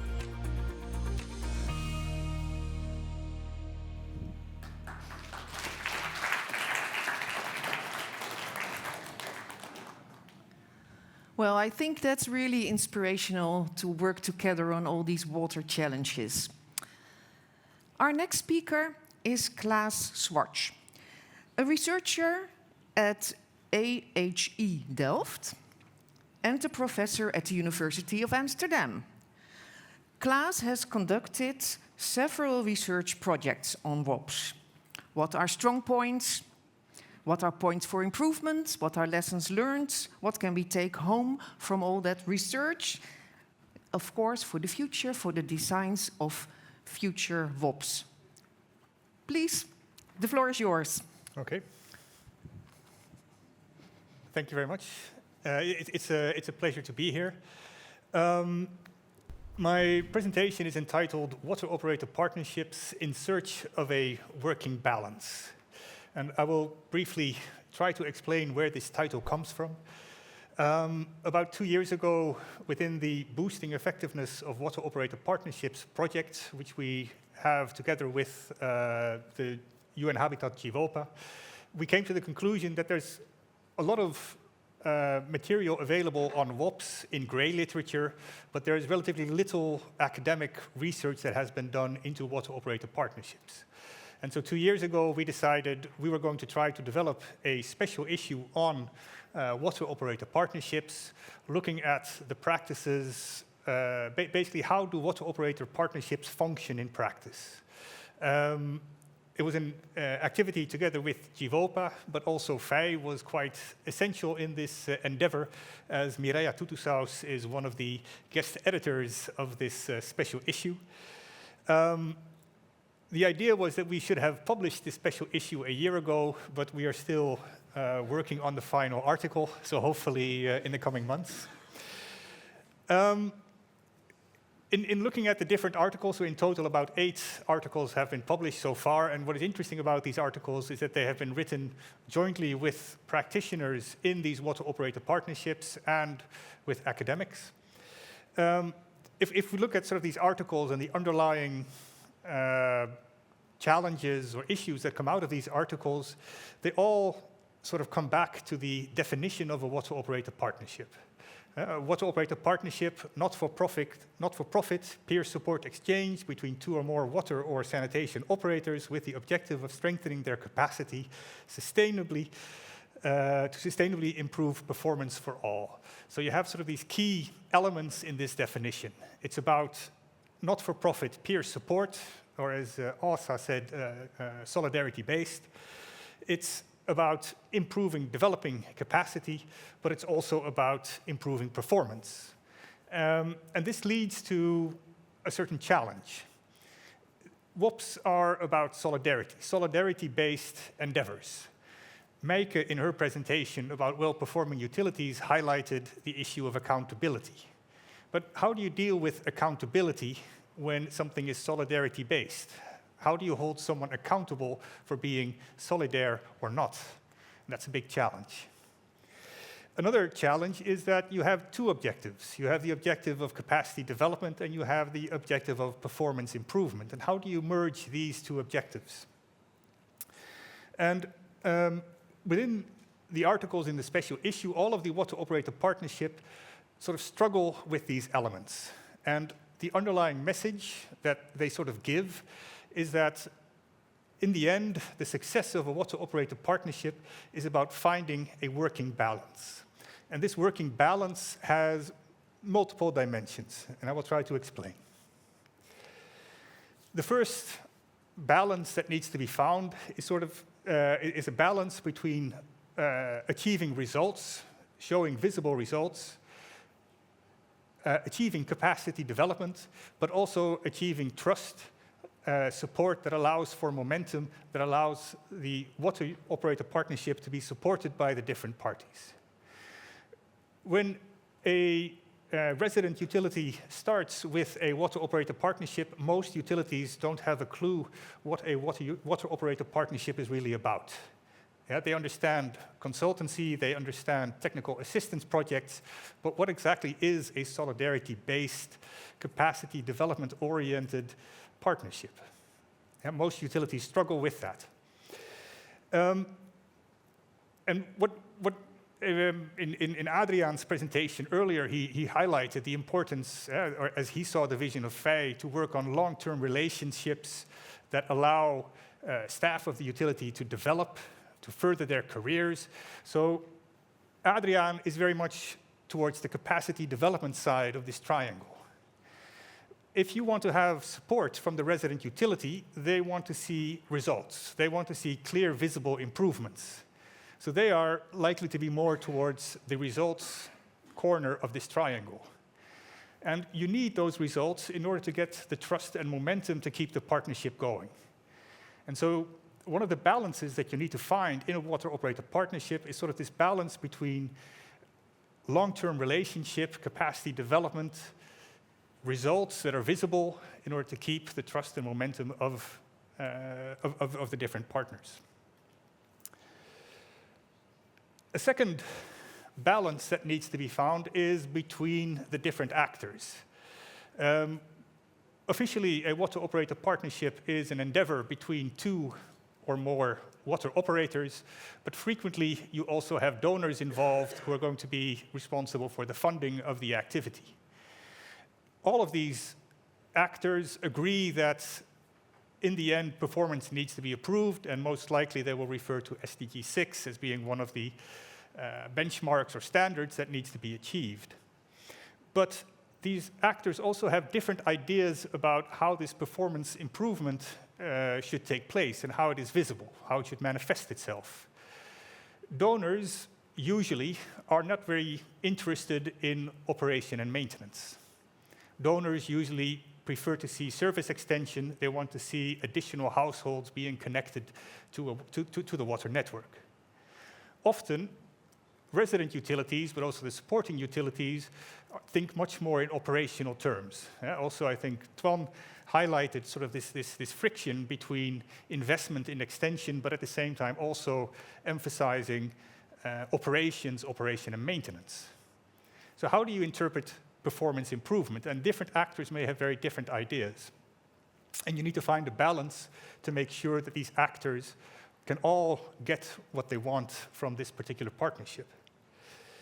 Not only do they have different ideas about what constitutes performance improvement, but also the actors may have additional interests in the water operator partnership.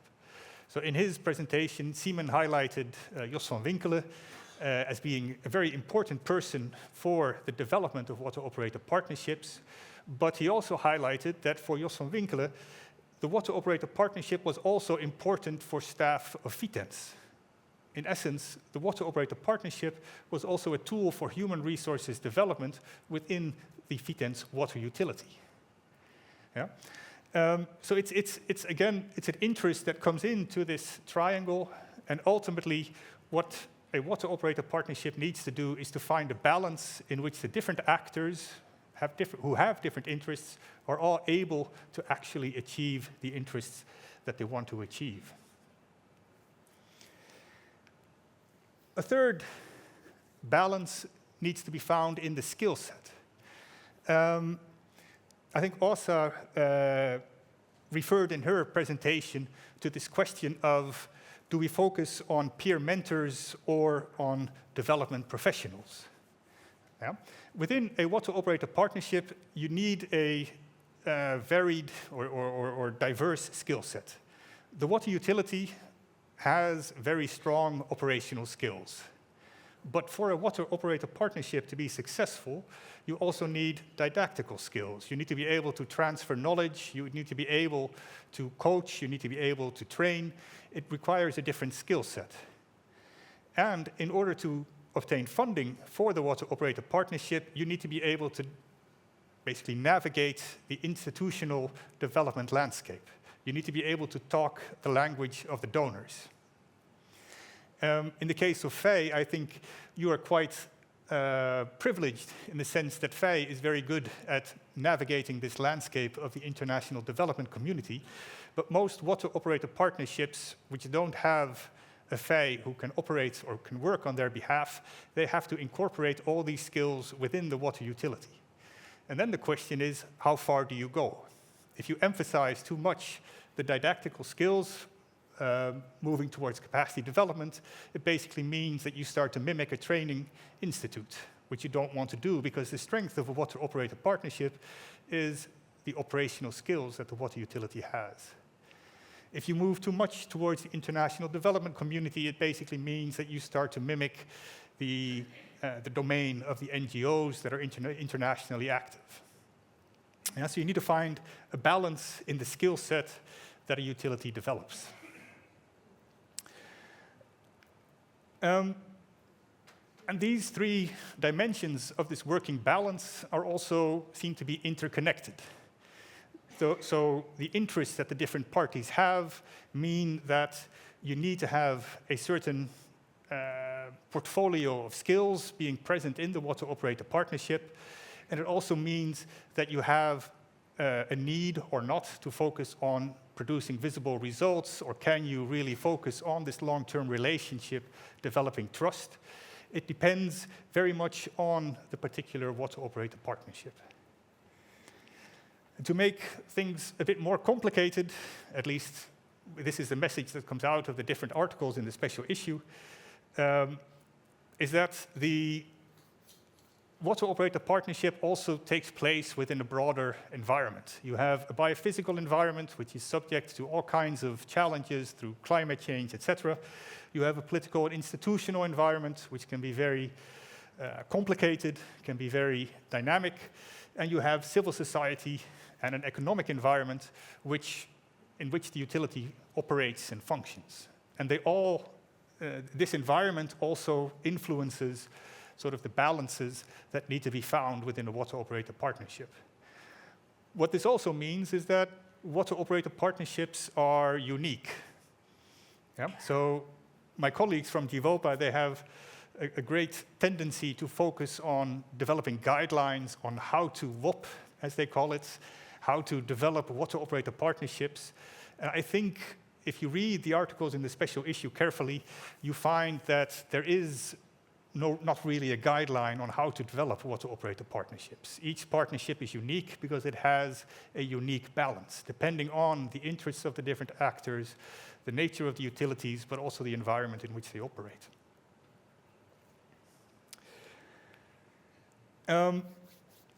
The water services sector is dynamic. And what that also means is that this balance, this working balance that needs to be found, is dynamic. Yeah, it's not, a water operator partnership is never finished. It is a continuous process. It is continuously developing. You have changes in the biophysical environment, climate change, increasing pollution of water, which creates new challenges that need to be addressed.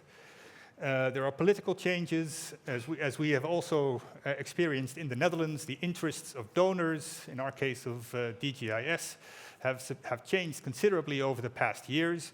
And these changing interests also impact the way that water operator partnerships take place, how they function, and the balances that need to be found.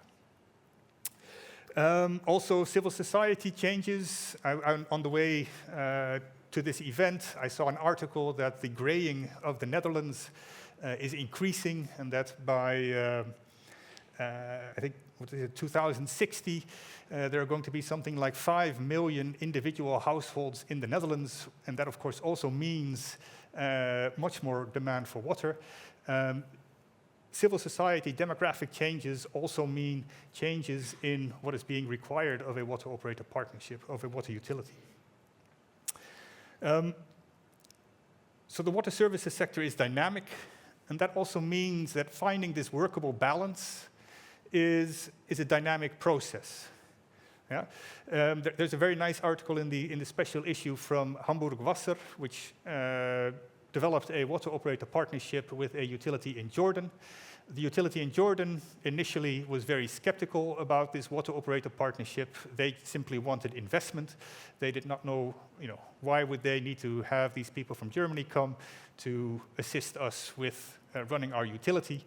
And what the colleagues from Hamburg Wasser did is they focused very much on producing quick results. So they focused on optimizing chemical usage in a particular treatment plant.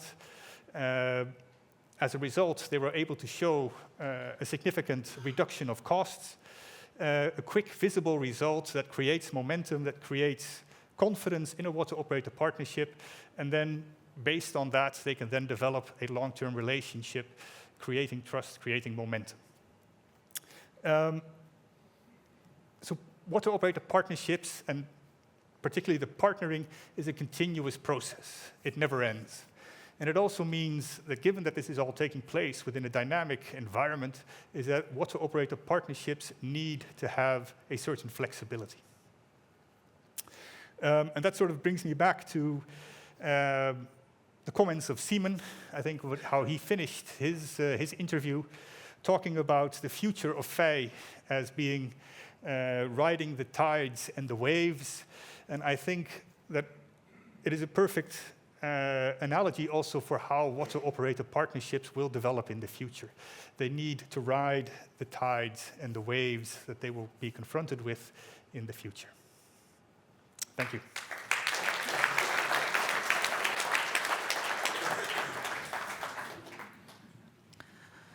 Thank you very much, Klaas. We learned a lot about your research. It's really interesting to see how you balance all these skills and all these data. The next part of our symposium is the round table. I already have a round table here, but now I need, of course, 3 panelists to join me. We have 3 interesting guests for you. First, Annette Ottolini. She is still the CEO of 𝗽𝗍𝗿𝗁 and VEI shareholder, I think, actually for 2 more days. So she can speak very freely, I hope. Yeah. Then we have Eva Schröder from the Ministry of Foreign Affairs here in the Netherlands. She is the manager of the water team.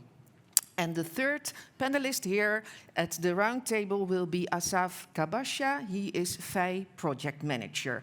Please join me on the stage.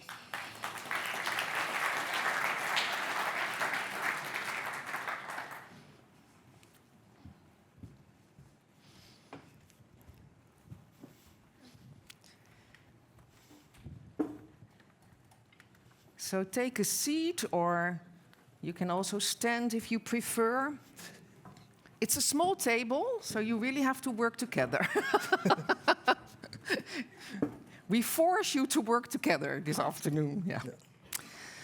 Firstly, I'm curious about some reflections individually linked to your work field, knowing, and we have to address that also, knowing that we are building systems and organizations, and at the same time, some of these are really under threat by war and by mismanagement.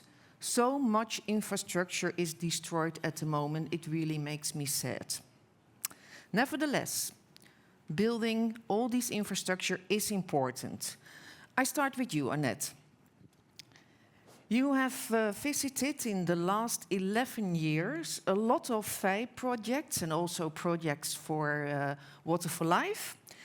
And I'm really curious, what is the most impressive and what do you carry into the future? Yes, well, as you mentioned, I've been in a lot of places where VEI is doing a great job. And the most inspiring times were when we were talking to people who really lived in the poor areas. And especially what they mentioned, what made water the difference for them. For instance, a tap in their yard. 2 weeks ago, I was in Zimbabwe, and I spoke with a lady, and she said, "Yeah, I'm so very happy with the tap in my yard." And I said, "Why are you so happy?" And she said, "Normally, at 8 o'clock in the evening, so 2 times, 3 times a week, I had to leave for a walk of 2 hours to the river, and I would there be during the night, because I know that the fresh water, the best water, comes in the morning." And then she took the water, and then she had to walk for 2 hours back. But in the meantime, especially women, they could be raped, could be robbed. So she had tears really in her eyes, and I think that's what makes the VEI work so valuable, especially for these women and girls. And I saw the same also in Mozambique, where they had the same, more or less the same, that girls had to, they couldn't go to school because they had to walk a long time for the water. And they, in more or less, in a kind of way, they thought, well, it can be also dangerous because, well, 2-3 times a year a girl is taken by a crocodile and dies. So that are really things that really, took by heart, took me the most. Yes. I can imagine. Then it's really a life-changing improvement. Yeah, and especially also because girls, they can't go to schools. They have to they take for the water, can't go to schools. So it's really a life-changing that they have the water now. Yeah, well, sometimes it's far away from our daily life, but if you really speak to those people and, well, encounter that, yeah, it really makes you, well, inspired to go on. Thank you. Eva, water has been very well integrated in the new policies of the Ministry of Foreign Affairs. Can you tell us a little bit what is new in these policies, and can you explain to us why water scored so well? Yes, I will do that. And good afternoon, everybody. And let me also start with congratulations to VEI on their 20th anniversary, and also congratulations, I think, on the partnership that we've had. We talk about WOPs, but also I think the partnerships between the Ministry of Foreign Affairs and VEI through the Waterworks program has been functioning very well over the last years. And then to turn to water, the new development cooperation policy, I think after everybody sort of realized the shock that we had the budget cut of 2.4 billion on development aid. 2.4 billion? Yes. To be achieved over 4 years. Then the next question was, how are we going to do that? And I think the route that was chosen due to political circumstances, but also due to, I think, a lot of thinking within the ministry, was to focus on really put the Dutch interests at the heart of development cooperation for multiple reasons. I will not go into that. And these interests, most of you are aware, relate to trade, stability, and migration. And another decision was to really, again, focus on what the Netherlands is good at. Food security, health, and water management featured very strongly there. And I think during these discussions we had, it was not very difficult for me, for my team, to reason why water management should focus so strongly in the new policy, and also with an increasing budget. I think, first of all, because of the reputation that we had for so long, for the programs and the partners that we work with, but also because if you follow this narrative of the interest, so to speak, water features easily in all these three. And trade, migration, and security. And perhaps as a last point, especially also the work that we do with VEI, with Waterworks, and the water operating partnerships, you can reason very well how it contributes to trade, how through WOPs and Dutch knowledge and the link, also Dutch businesses can get involved. For migration, also in an urban surrounding, how increasing population, but also settlements, attracting people, how sustainable water infrastructure is extremely important. And the same for stability. You know, without water, without critical infrastructure, it's difficult to maintain a stable situation. So I think maybe I should leave it at that, but clear. But I'm happy to hear that also the Dutch image of being, where are we good at, water, that also helped. Definitely, and that's all through the work that you're all doing. Absolutely, as well. absolutely. But perhaps one more question, perhaps difficult, but I try nevertheless. What about the new elections coming up? Will the new policy with more focus, especially also on water, will it remain? What do you think? What I hope and what I think is that it remain a cornerstone of our development cooperation policy. I think throughout the whole political spectrum, if you listen to debates over the last year or even longer, there's no one actually doubting whether or not we should continue to invest in this, in our work, in our reputation internationally on water. We should build on it. So I'm confident. Well, we count on you. We count on you. Asaf, I come to you. Although you have not yet been appointed, I know from a very reliable source that there is a chance that you will be working for WASAC. And WASAC is the national water supplier in Rwanda, as a lot of you know probably. So an interesting question would be, what would you change if you would actually work for WASAC? Would you perhaps implement the recommendations that you gave yourself as a VEI project manager? Thanks, René. I think there is a couple of things that one can change or improve within WASAC. But for me, I would really focus on things that enhance institutional long-term learning and operational sustainability. And some of the things I'm just going to share with you are actually part of the recommendations that we have included in the report of the project, Water Operators Partnership Project, that is coming to an end this year.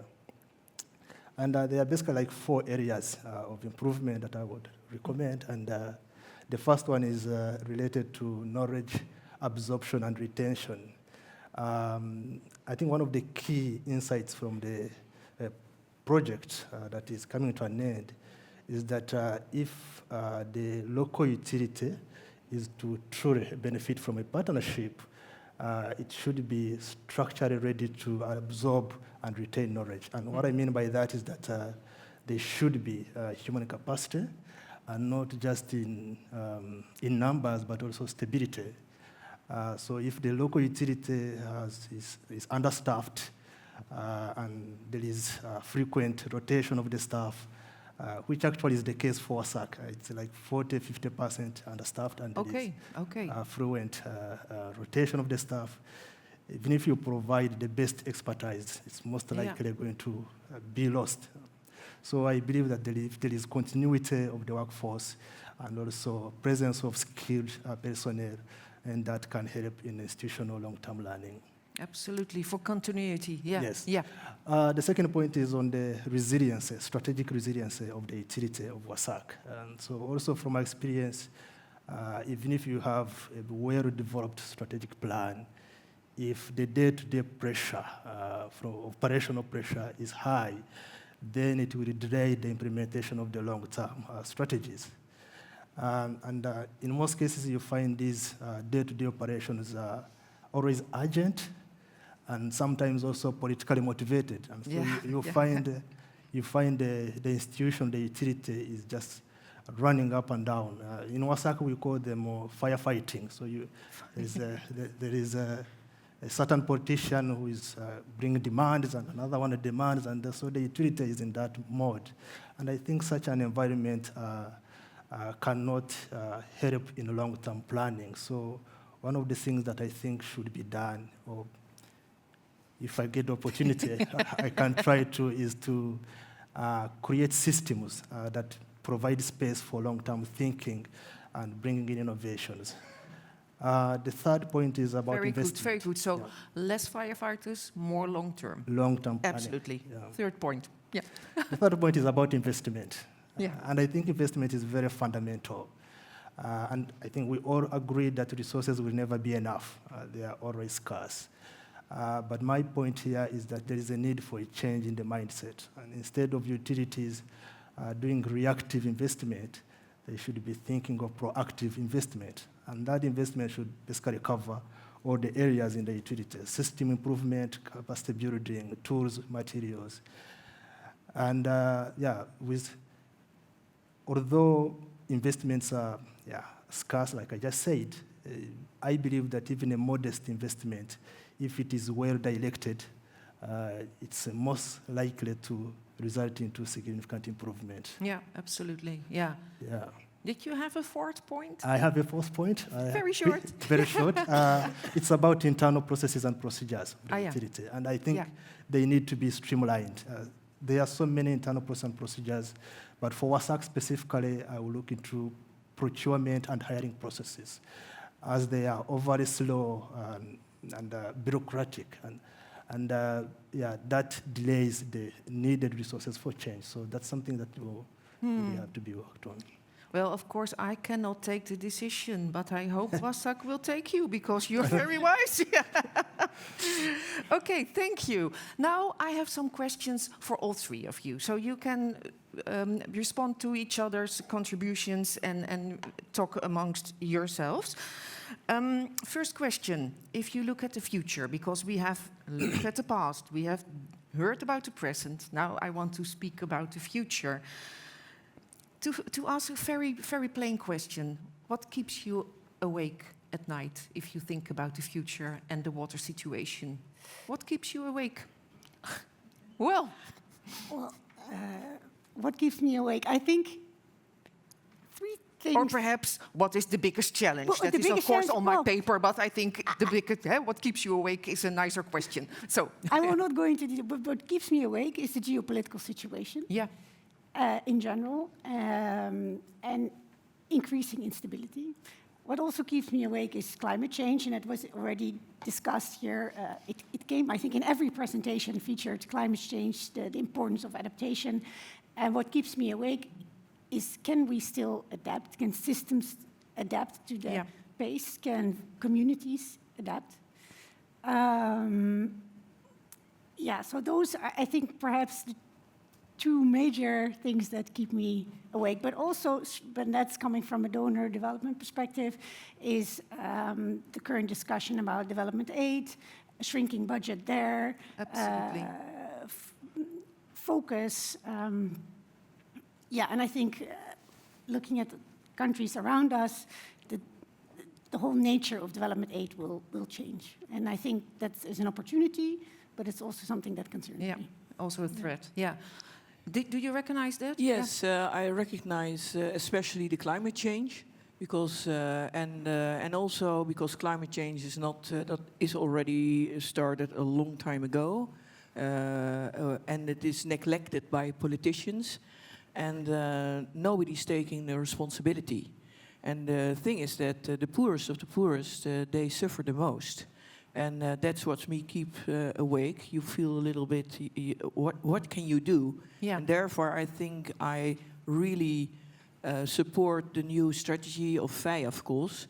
That it's, of course, about water and sanitation, but also about the environment. That you try to make a kind of strategy that you can adapt, or and that's really important, because I think that.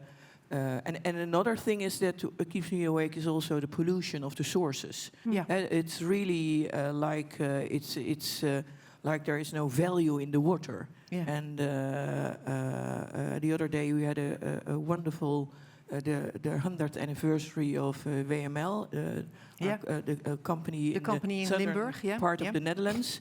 And there was Daniel. He told us about all the value that is really felt in Ethiopia, and that was really, I still get, how do you call that, goosebumps, because it was so good that, because how can we more, and that keeps me awake, how can we tell the people more, or what can we do about that really people feel the value of the water. Yeah. And so, yes. Yeah. Asaf, are you sometimes awake at night? I think what keeps me awake also aligns what Annette and Eva have said. To me, it's like a widening gap between the pressure that is put, or the demand that is put on the utilities, and the capacity of the utilities to cope up with that demand. So we have climate variability. I think Tuan in his presentation was talking about urbanization. We have financial constraints. All these put pressure on the water utilities. And how are these utilities coping up with that pressure? You find it's not matching. And so maybe some utilities are trying, but again, you find most of them are just stuck in day-to-day operations, survival mode, basically. So that widens the gap between the demand and what the capacity they are supposed to. And the sources, Resources, And okay, we know that you are sometimes awake at night. And I think that's logic, if I hear you. But how can WOPs help? So are they a remedy? Are they a good ingredient? Are they perhaps a solution? Can you elaborate a little bit on that, Eva? I do believe in a WOP model.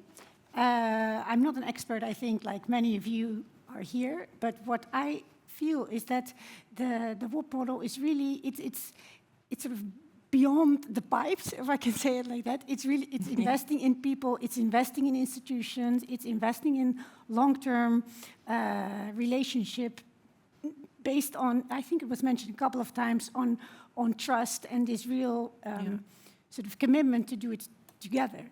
And I think as a model for development, if I can use that angle, I think that is a very good way forward. Yeah.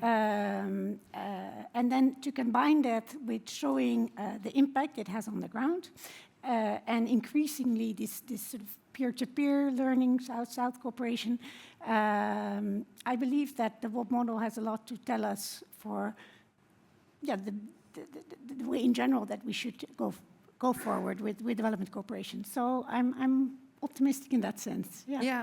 And you've seen many WOP projects. So. Yes. Yes, but I'm a little bit less positive. I think that WOP is a very good model, but it doesn't cure the underlying. So it's really a help, and I think we should do it. And what we also see, and it was also, for instance, the last time we had a visit to Zimbabwe, that on a high political level in this area, it was the minister. Most of the time when we go on such a journey, we also meet a lot of people on the right political level, and they then more or less become more aware of the fact what is done and what should be done, and so I think that is also that the WOP brings, that there is really a kind of feeling that something has to be done. Urgency, huh? The To urgency, create urgency. Yeah. And WOP is, of course, fabulous for that. Yeah. And I think, and I've seen the good work, so we should do it for more than 20 years. So I'm very, in that way, I'm not that positive as you, but I think that WOP can really play an important role. Yeah. And you? Yeah, I also think WOPs can play an important role through these peer-to-peer learnings, local utilities, perhaps not just copying the models from their mentors, but also adjusting them adapting them to their local contexts.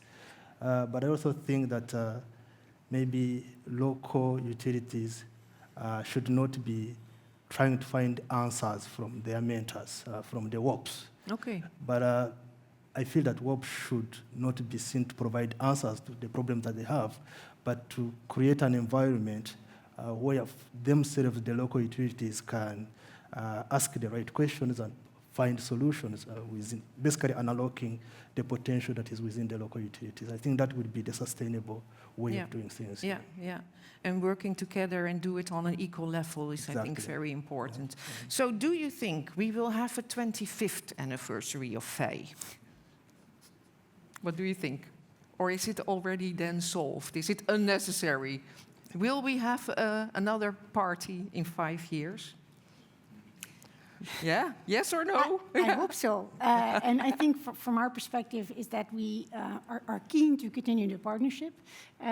We started 2017 and we look forward to 2030.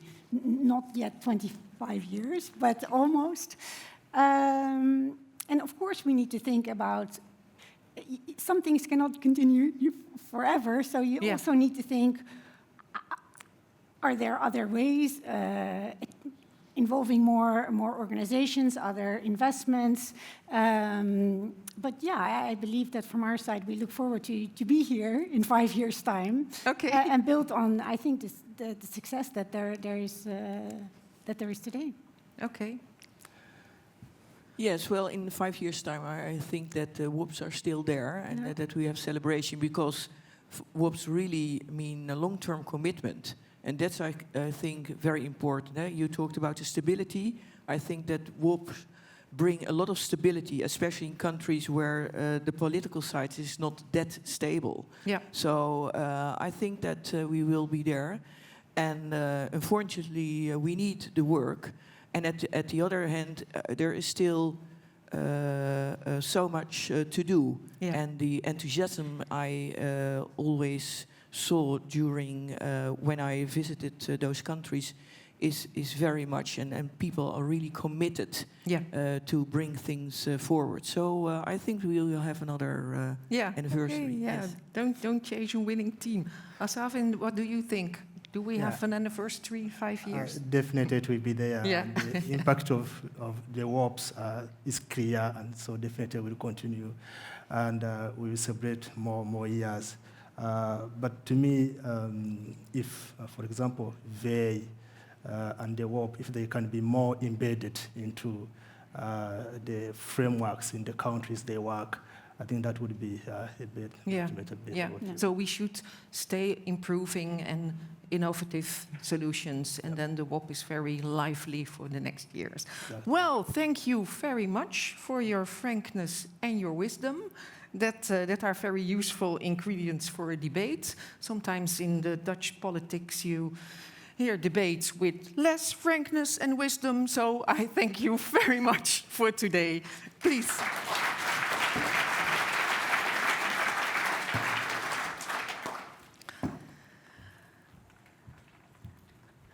I think we have a connection, and we can hear about the experiences from 𝗪𝘂𝗁𝗂𝗿, not from Joseph, I think, but from the regional manager for Kenya, from VEI, I think, or not.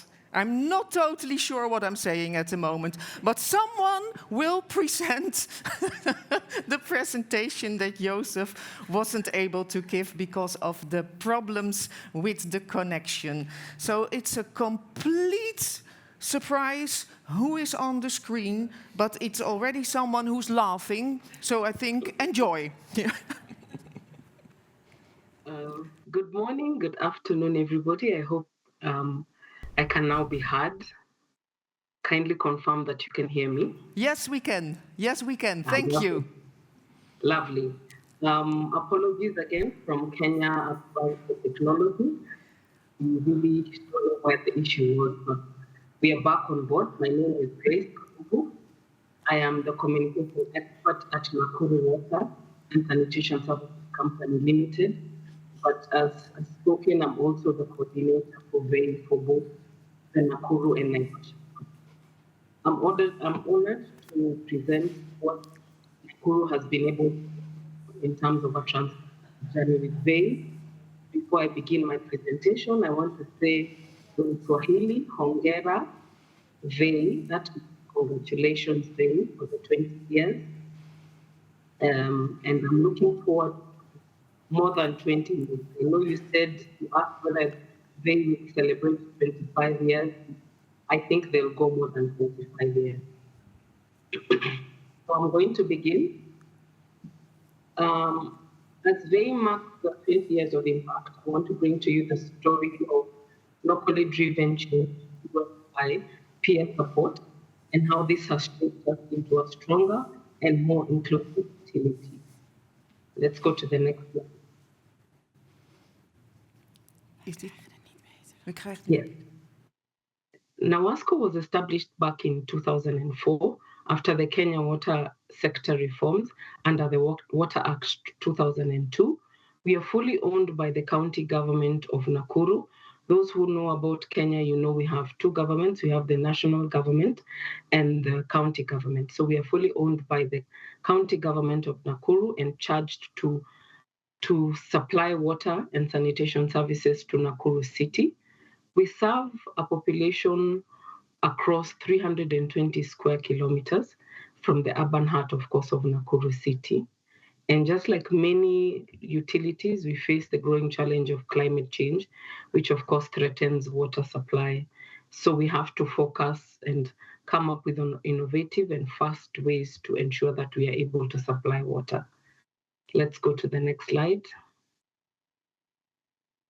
So our strategic focus, as you can see, we have a vision that you can see on the screen to be the leading water and sanitation supplies solutions in Kenya. And we also have a mission, as you can see. That is our strategic focus, and that is what we're looking at in the next 5 years. Next slide. Our partnership with VEI began back in 2013. At that time, we had 91% water coverage, and we were supplying 18 hours a day. And uncomfortably, we had a very high, let me just call it high, non-revenue, which was 48%. But through, of course, trust and transparency and joint learning, we were able to make a few changes. And some of these changes were the DMAs, the pilot DMAs that we did in NACA, that were able to begin reduction of the non-revenue water. And we also had utility turnaround. This was based on some interdepartmental accountability and just working together. Then in the next slide, we are able to see how we scaled that partnership and how that partnership continued. So I've talked about this baseline. Then, yes, let's go to the next slide because I've talked about this. So we were able to pilot and to scale and to reduce non-revenue water from 37 to 31%. I can comfortably and happily say that we are currently at 26% and going down. Of course, you know, non-revenue water is a very big challenge in many utilities. So we are trying our level best to ensure that we scale that down and we bring it down. We were also able to have the DMAs, as I've said, in our eastern and northern zones. This was also part of what brought down the non-revenue water. And one of the most valuable assets that I can say, a key enabler, is that we were able to retain 3 corporate management team members for over 12 years. This has ensured continuity and strong institutional memory. I know people who are in the room that know Nakuru Water know these 3 CMT members, and they know that that has also strengthened and grown us. And most importantly, we've been able to mentor others. So even if they were to exit or they were to find other places to be, then I think we would be in a good place because of those wonderful 12 years that we've had. Then we go to the next slide. So we knew water only wasn't enough, so we turned to inclusive sanitation, where we were able to create the first in the country, low-income consumers unit. This unit, I can tell you, has grown, is now a section. It's now the low-income consumers section. And in this section, we're able to initiate fecal sludge management services and even launched our subsidiary company that converts fecal sludge into biofuels, that is briquettes, that is the 𝗪𝘂𝘁𝗄 company. We supported the development of sanitation laws in Nakuru County, and we built over 8,100 toilets. They should be over 10,000 and reached over 280 people with hygiene messaging. I can say this is something that has really helped us, especially when it comes to peer-to-peer learning. Many utilities have been able to learn about the low-income consumers unit and section from us. So today, our journey of sanitation is one of our proudest transformations that we have. Let's go to the next slide. To measure our own growth, we embraced tools like the utility maturity model and the utilities of the future toolkit. Through this, we've not only improved planning and creditworthiness, but we've also showed that peer-supported investments work. For example, our NRW revolving fund paid for itself within 14 months, just 14 months. This is proof that local solutions, when backed by insight and accountability, can drive real value. I know the incoming, manager from Rwanda spoke and said that it's important to have solutions within. This is part of what has enabled the peer-to-peer support, has enabled us to have our own solutions through support from VEI. Let's go to the next slide. The tangible results that we've seen with the WOPs at 𝗪𝘂𝘁𝗄 is that today 𝗪𝘂𝘁𝗄 ranks among the top of the utilities in Kenya. The last East and Southern African report that came out, we were number 1, and currently we are number 2 in the country, and we are very proud of that. We've also been able to supply 94% of our services, in the areas that we supply, and treat over 45,000 meter cubic of water daily. And of course, we run a fully integrated ERP system to manage our operations. This has made operations very easy. I know those who've been able to visit NAWASCO have been able to see that our departments can now run together, and the ERP enables departments to speak to each other, especially when it comes to data that is very important in decision making. We've also embraced a climate smart initiative, which is a catchment protection under the Catchment to Tap project. Here we've been able to ensure that one of our biggest aquifers that supplies water in the city, Kabatini, is protected. So we've been able to be in the process of gazetting that, and I think we're about to finish. And this has also involved a lot of community level resilience, because we know, of course, tomorrow's challenges will require today's readiness. So if we are not ready today, then I guess the next challenges for tomorrow or for the future generations may not be solved. So when we talk about lessons in the next slide, lessons for scaling and sustainability, what has worked for us? We can see that the long-term partnership has really worked for us. I usually tell Mirko, who is our project manager, that most of the time, like now he says he's been in Nakuru for 2 years, but I feel like he's been there for a long time, because these long-term partnerships, we end up becoming like family, and family not only works together, but sort of is like teamwork, and we're able to come up with solutions together. So it's not that, VEI came in and gave us all the solutions to our problems, but together we're able to come up with solutions. We also have genuine local leadership buy-in. I know this is testament especially from the county government, even to the national government. We've been able to get buy-in in all our projects and in everything that we're doing in terms of water and sanitation supply. This has enabled, of course, the city to ensure that we have maintained good services to our people. And we also have operational co-investment. And then why peer support works is just simple. It's real. It's hands-on, and it's driven by those who understand utility realities. Realities, not just theories. And WOPs are not just a development tool. It's a great catalyst for lasting institutional change. So that is what we've been able to see. Then when we go to the next slide and look into our future outlook and climate resilience, looking forward, we are focusing on catchment protection, as I spoke about. We are protecting the Kabatini aquifer as one of our key climate resilient sources. And this is just the first one. We are hoping to ensure that we protect other aquifers also. We're also looking into blending financing through initiatives like the Urban Water Catalyst initiatives. I think we are the first ones in Kenya to be part of the UWCI project, and we are looking forward to ensure that we maintain credit worthiness so that we can be able to ensure that our services continue to flourish. We are also expanding both our sewer and fecal sludge management systems. For the sewer, we are looking at simplified sewers, where I know VEI is also helping us with some projects in Nakuru to ensure that people are reached with sanitation. And one of the easier ways to ensure that people are connected to the sewers is through simplified sewers, which we are looking forward to see that we increase, of course, the sewer coverage within the county. But we also recognize the need for strategic financing. So we must move from small pilots to large-scale capital mobilization if we are to meet the future demand. That's what we're looking at as Nakuru. And when we reflect and have recommendations in the next slide, we see that, the next slide, yes.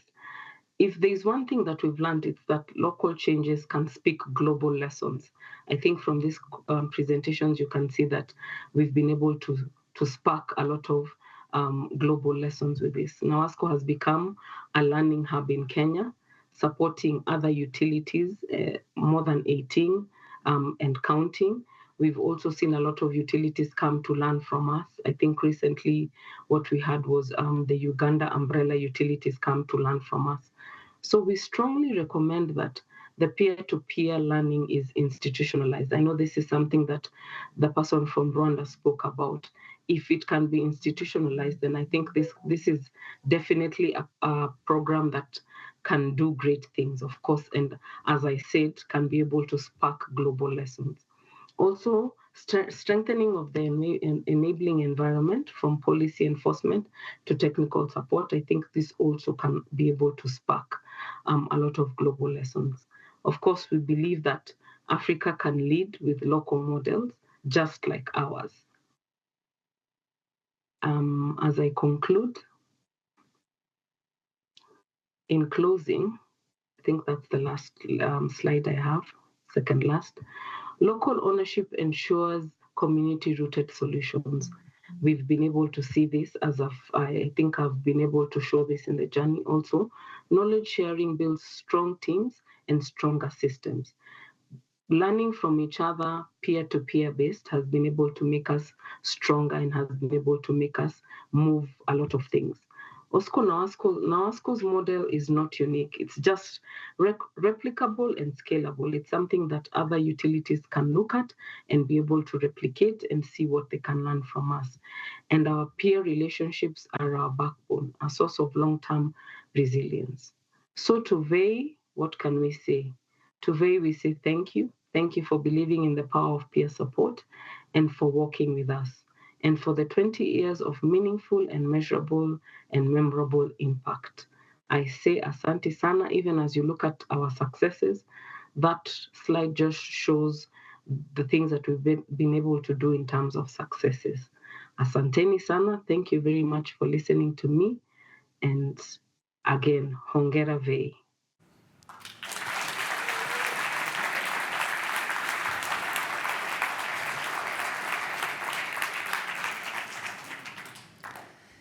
This was Grace Kabubu from 𝗪𝘂𝗄 Nakuru, Kenya.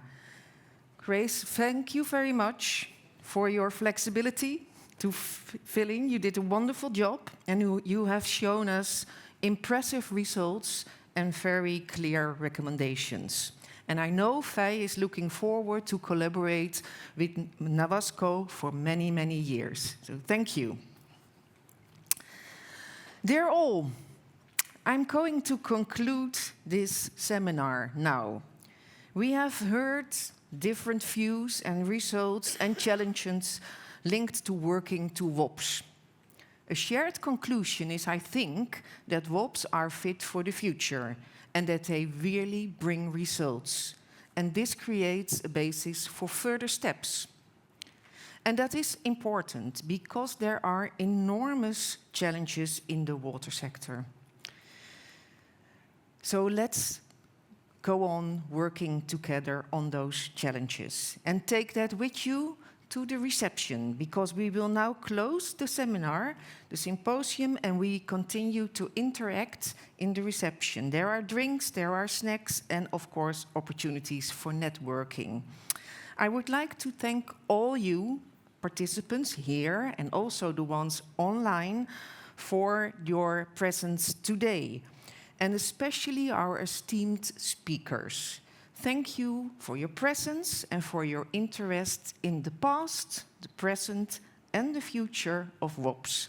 Please enjoy the reception, enjoy each other's company, take a bite, take a drink, and let's enjoy the garden. Thank you very much.